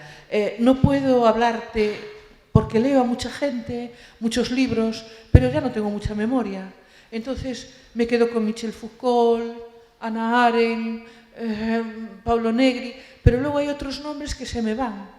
Pero bueno, creo que tengo cierta culturilla, por lo menos. Y yo estoy asistiendo, a pesar de mi edad, a charlas en las que está gente de esas nuevas izquierdas que están surgiendo a raíz del 15M, de muchos pensadores nuevos que lo analizan todo. Y a todos. Y que no dan un paso y no se mueven sin tenerlo todo estudiado, analizado y previsto. Yo soy todo lo contrario. Yo debo ser muy de modé. Soy de la sociedad de masas. Yo pongo mi cuerpo al servicio de la humanidad. Me planto ahí en la calle a decir, no quiero esto. No sé muy bien a lo mejor lo que. Tengo claro lo que no quiero. Después ya vendrá alguien a teorizar y a decir, a ver, ¿por qué se hizo eso? Esta gente analiza, estudia y pone su cabeza al servicio de la humanidad, entre comillas. Yo pongo mi cuerpo Yo pongo mi presencia física, piso la calle físicamente. Y si hay que ocupar, se ocupa. Y si hay que gritar, se grita. El trabajo de pensar lo dejo para otros. Yo ya soy un poco vieja, porque a estas alturas, si seguimos analizando todo, la revolución siempre estará pendiente. Van a quedar los libros en la biblioteca. Cuando salgan los brotes verdes, ya no van a ser necesarios los análisis eses. Y, bueno, creo que nada más. Y en cuanto a por qué hay movimientos de masas, yo creo que es un gran misterio y es lo más bonito que tenemos en la vida. Pues ¿por qué un día de un vestido largo se pasa a una minifalda? ¿Por qué la gente de creer que estaban bien ese tipo de casas de repente queremos adosados? ¿Por qué las mujeres un día dijimos no nos gustan estos hombres, no nos gustan cómo nos tratan, nosotras somos diferentes y queremos seguir siendo así? ¿Por qué estamos hartos de los políticos? Bueno, pues yo creo que habría que remontarse a la física y teorías de saturación, cosas que ya no entiendo. Pero yo creo que si por ejemplo, yo fui al 15M, porque yo quiero aprender, quiero estar activa y sobre todo quiero tirar cosas abajo, cosas que no me gustan. Sigo pensando como a mis 19 años que quiero cambiar el mundo, me gustaría cambiar el mundo. Entonces estuve muy activa en el 15M. Bueno, ahora voy a tener que interrumpir porque tengo que dar voz a más.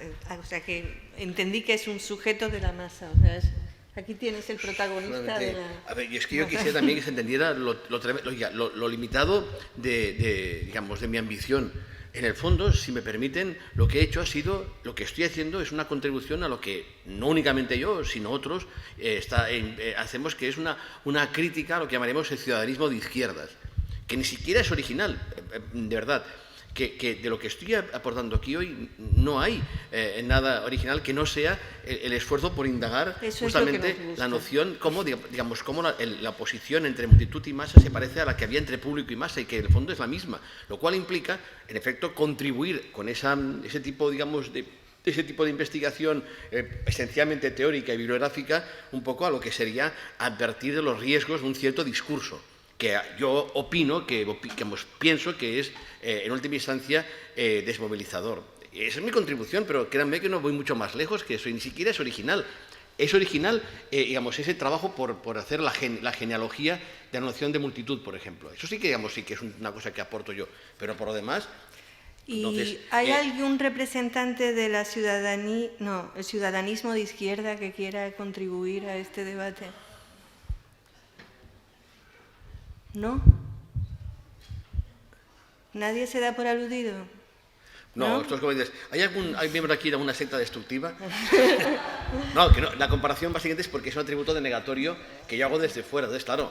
Pero única cosa, de verdad, pensadlo, y única cosa sobre el tema del individuo, o sea, ustedes pónganse en mi lugar.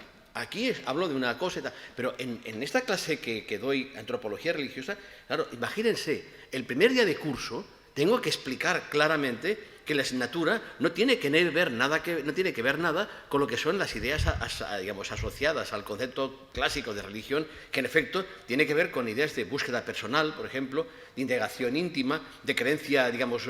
Claro, cuando de pronto insisto en que la perspectiva que hay es una perspectiva que estudia hechos sociales y que los trata como tales, marco distancias. Es decir, por tradición teórica, por como antropólogo que soy, no puedo sino justamente advertir del riesgo que implica entender que el individuo es un invento reciente, que la noción de sujeto es la consecuencia de un avatar histórico que puede y debe ser localizado, que no corresponde a la naturaleza intrínseca del ser humano, que el sujeto es justamente la consecuencia de algo que Marx explica muy bien, el momento en que el protestantismo liberó de cadenas el cuerpo y cargó de cadenas el corazón. A eso me estoy refiriendo.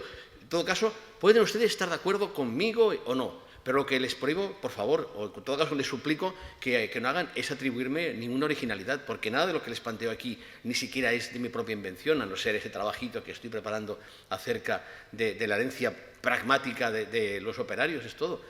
Pero en realidad esta discusión es una discusión canónica Y yo, en todo caso, además, incluso políticamente, lo que he reivindicado es el aporte de Lenin y su vigencia, que tampoco es para tanto. Es decir, no puede ser que en un contexto como este de pronto quede como una cosa estridente que alguien reconozca que quizás Lenin tenía razón cuando escribió El quehacer y que las preguntas que se plantea son las mismas que se plantean ahora o que deberían plantearse. Por lo demás, oiga, los frentes de batalla son los mismos. Yo estuve donde ustedes seguramente.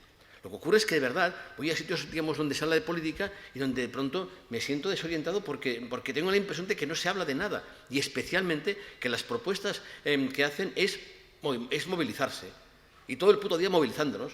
Pero se llama movimentismo, que es entender que los movimientos tienen justamente esa virtud de autosuficiencia que les hace de por sí autónomos y eso es lo que justamente tal. Y además ahora pueden ya odiarme si quieren. Pero palabra de honor, que yo creo que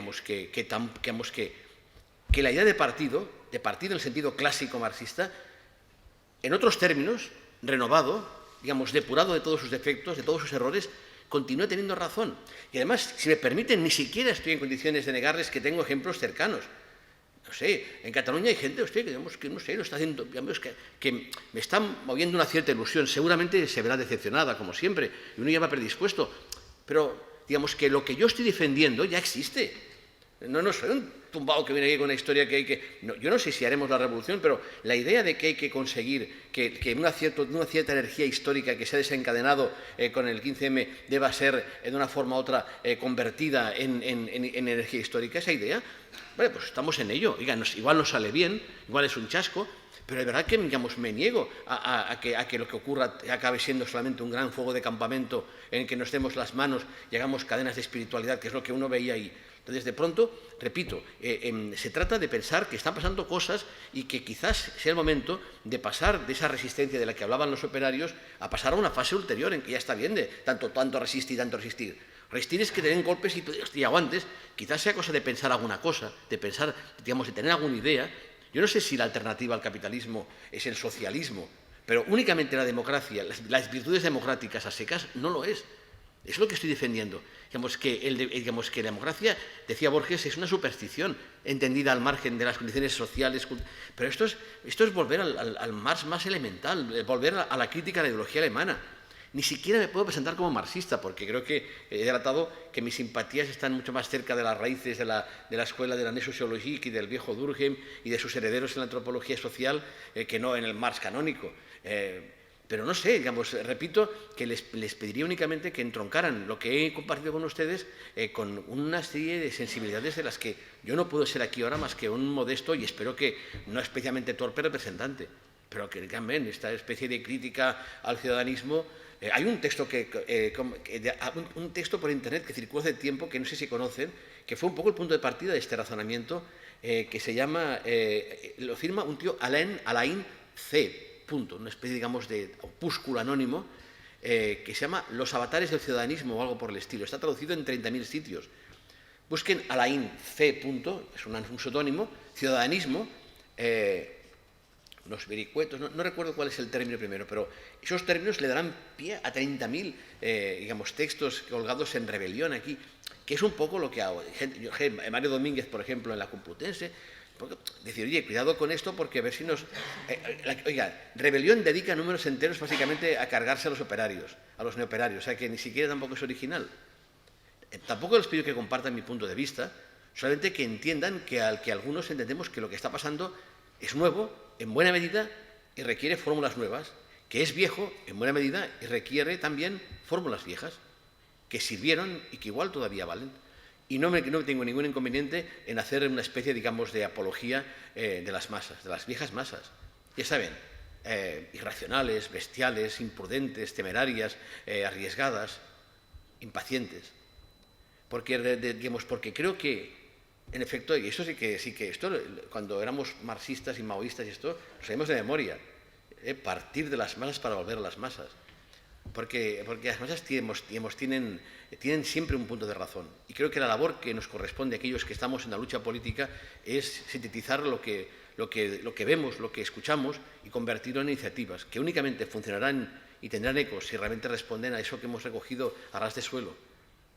Y en cuanto al líder, no es otra cosa más que una luz que no hace otra cosa más que volver la que recibe de abajo, que es eso que antes llamábamos la gente, que a veces se une y hace milagros. Bueno, pues yo todavía creo en ella.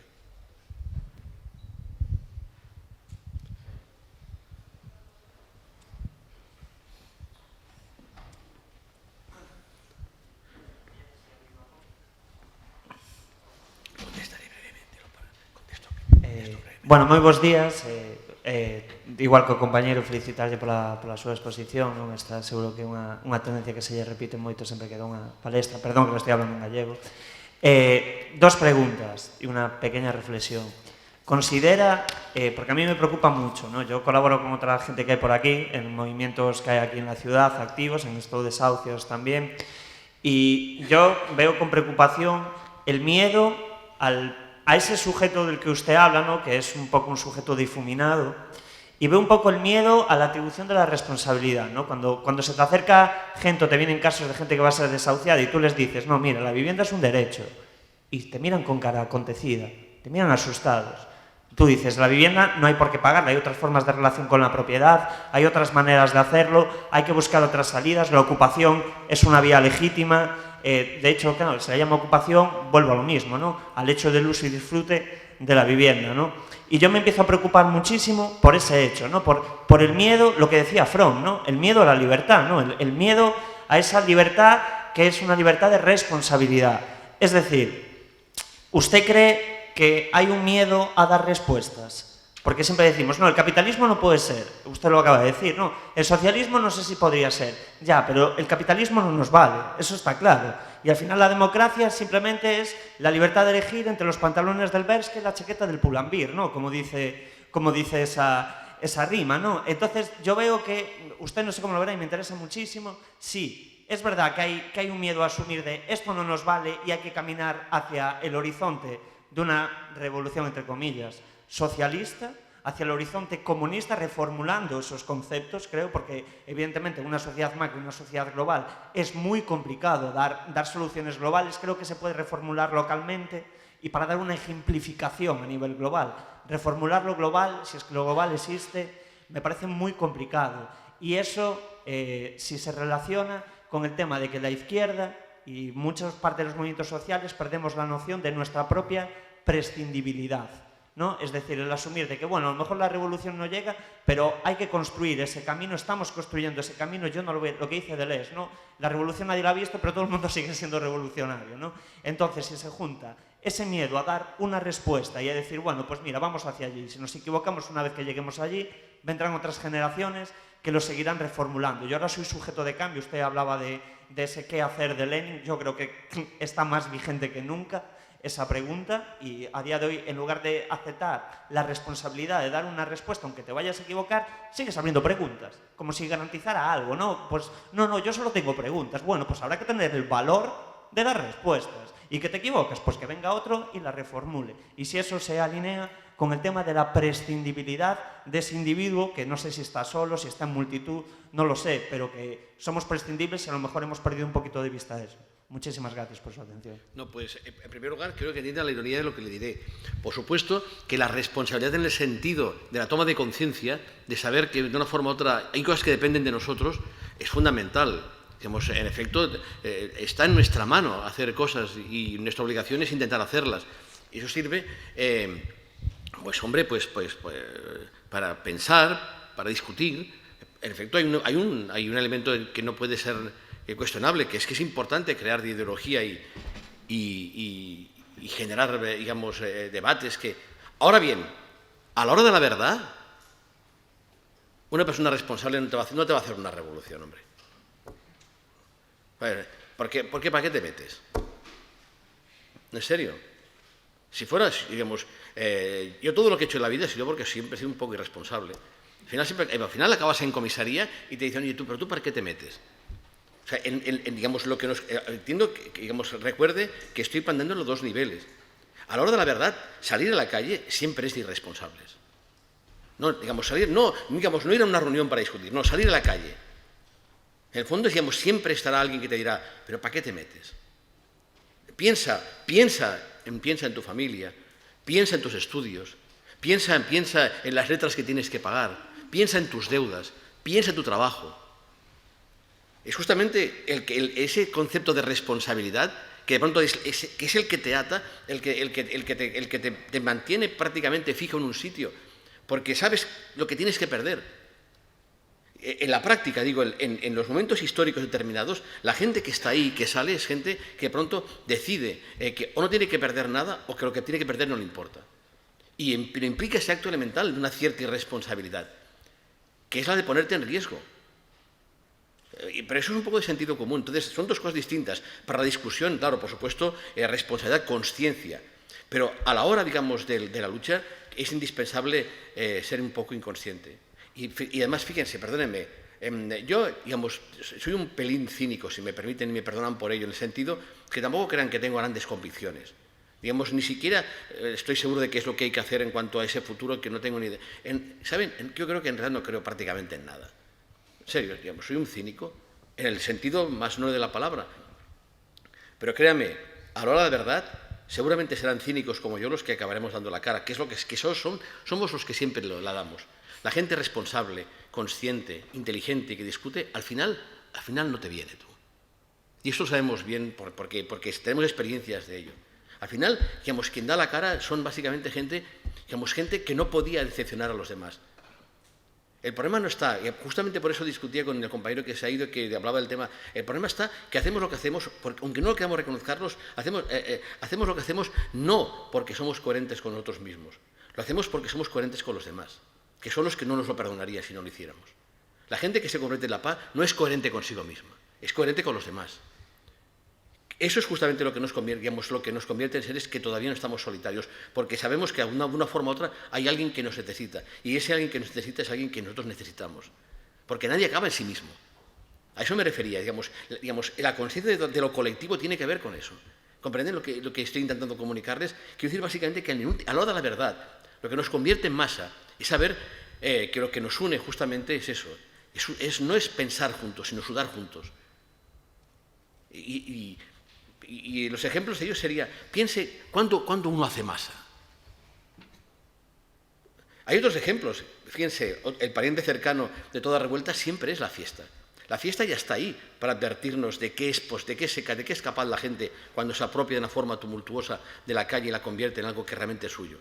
La fiesta ya está ahí. La fiesta es la prueba de que esa apropiación tumultuosa, masiva de la calle, está justamente ahí para eso, para advertirnos de esa posibilidad, donde la gente no va a proclamar su identidad, sino a perderla de vista. Uno va a la fiesta no para proclamar quién es, sino para olvidarlo. Bueno, no sé, yo al menos al tercer vino ya no sé quién soy, ni me importa. Y la gente va a la fiesta a eso, a perderse de vista. Pues bien, a eso me refiero.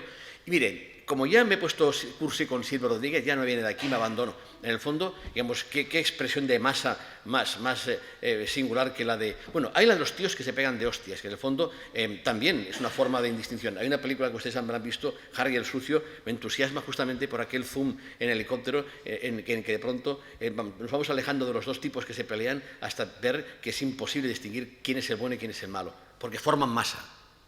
La otra masa es la de los amantes, que justamente, tienden a eso, formar masa, a indistinguirse.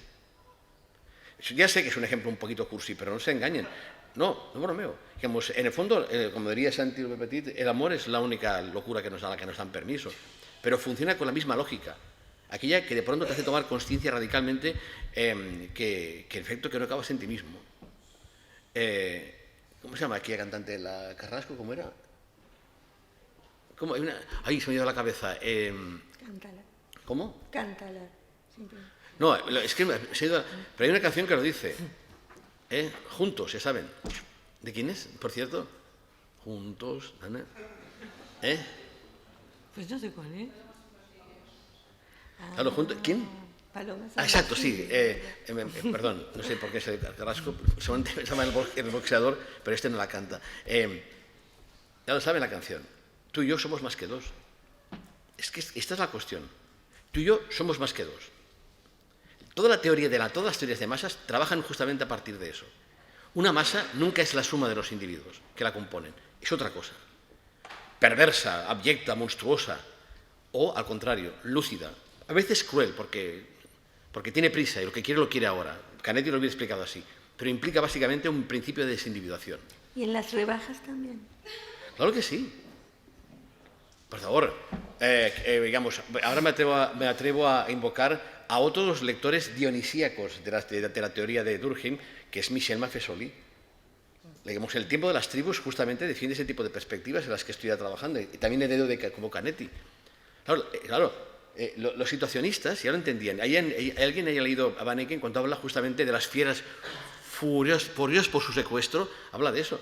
En la vida cotidiana ya están las turbas ahí. Las mujeres que de pronto, digamos, entran en turba, digamos, la materia primera, estar juntos, está ahí, está la vida cotidiana. Que de pronto se convierta en fiesta, y lo cual lo convierte en obligatorio, decir, acuérdate de lo que somos capaces cuando de pronto estamos juntos tú. Digamos, no hay dependiente que nos pare. Quien dice dependiente dice policía, tú. Pero claro que sí, claro. No hay que, por favor, esto lo estoy leyendo ahora. No hay que esperar grandes momentos históricos para que de pronto se generen esa especie, digamos, de seres. No hay que esperar. Basta únicamente con que ciertas circunstancias te exasperen. En todo caso, Hulk también vendría en mi auxilio, porque en efecto, ¿qué es la masa sino una sociedad, digamos, enfadada, enfurecida, exasperada? No es casual de que el personaje en castellano se llame La Masa. Claro.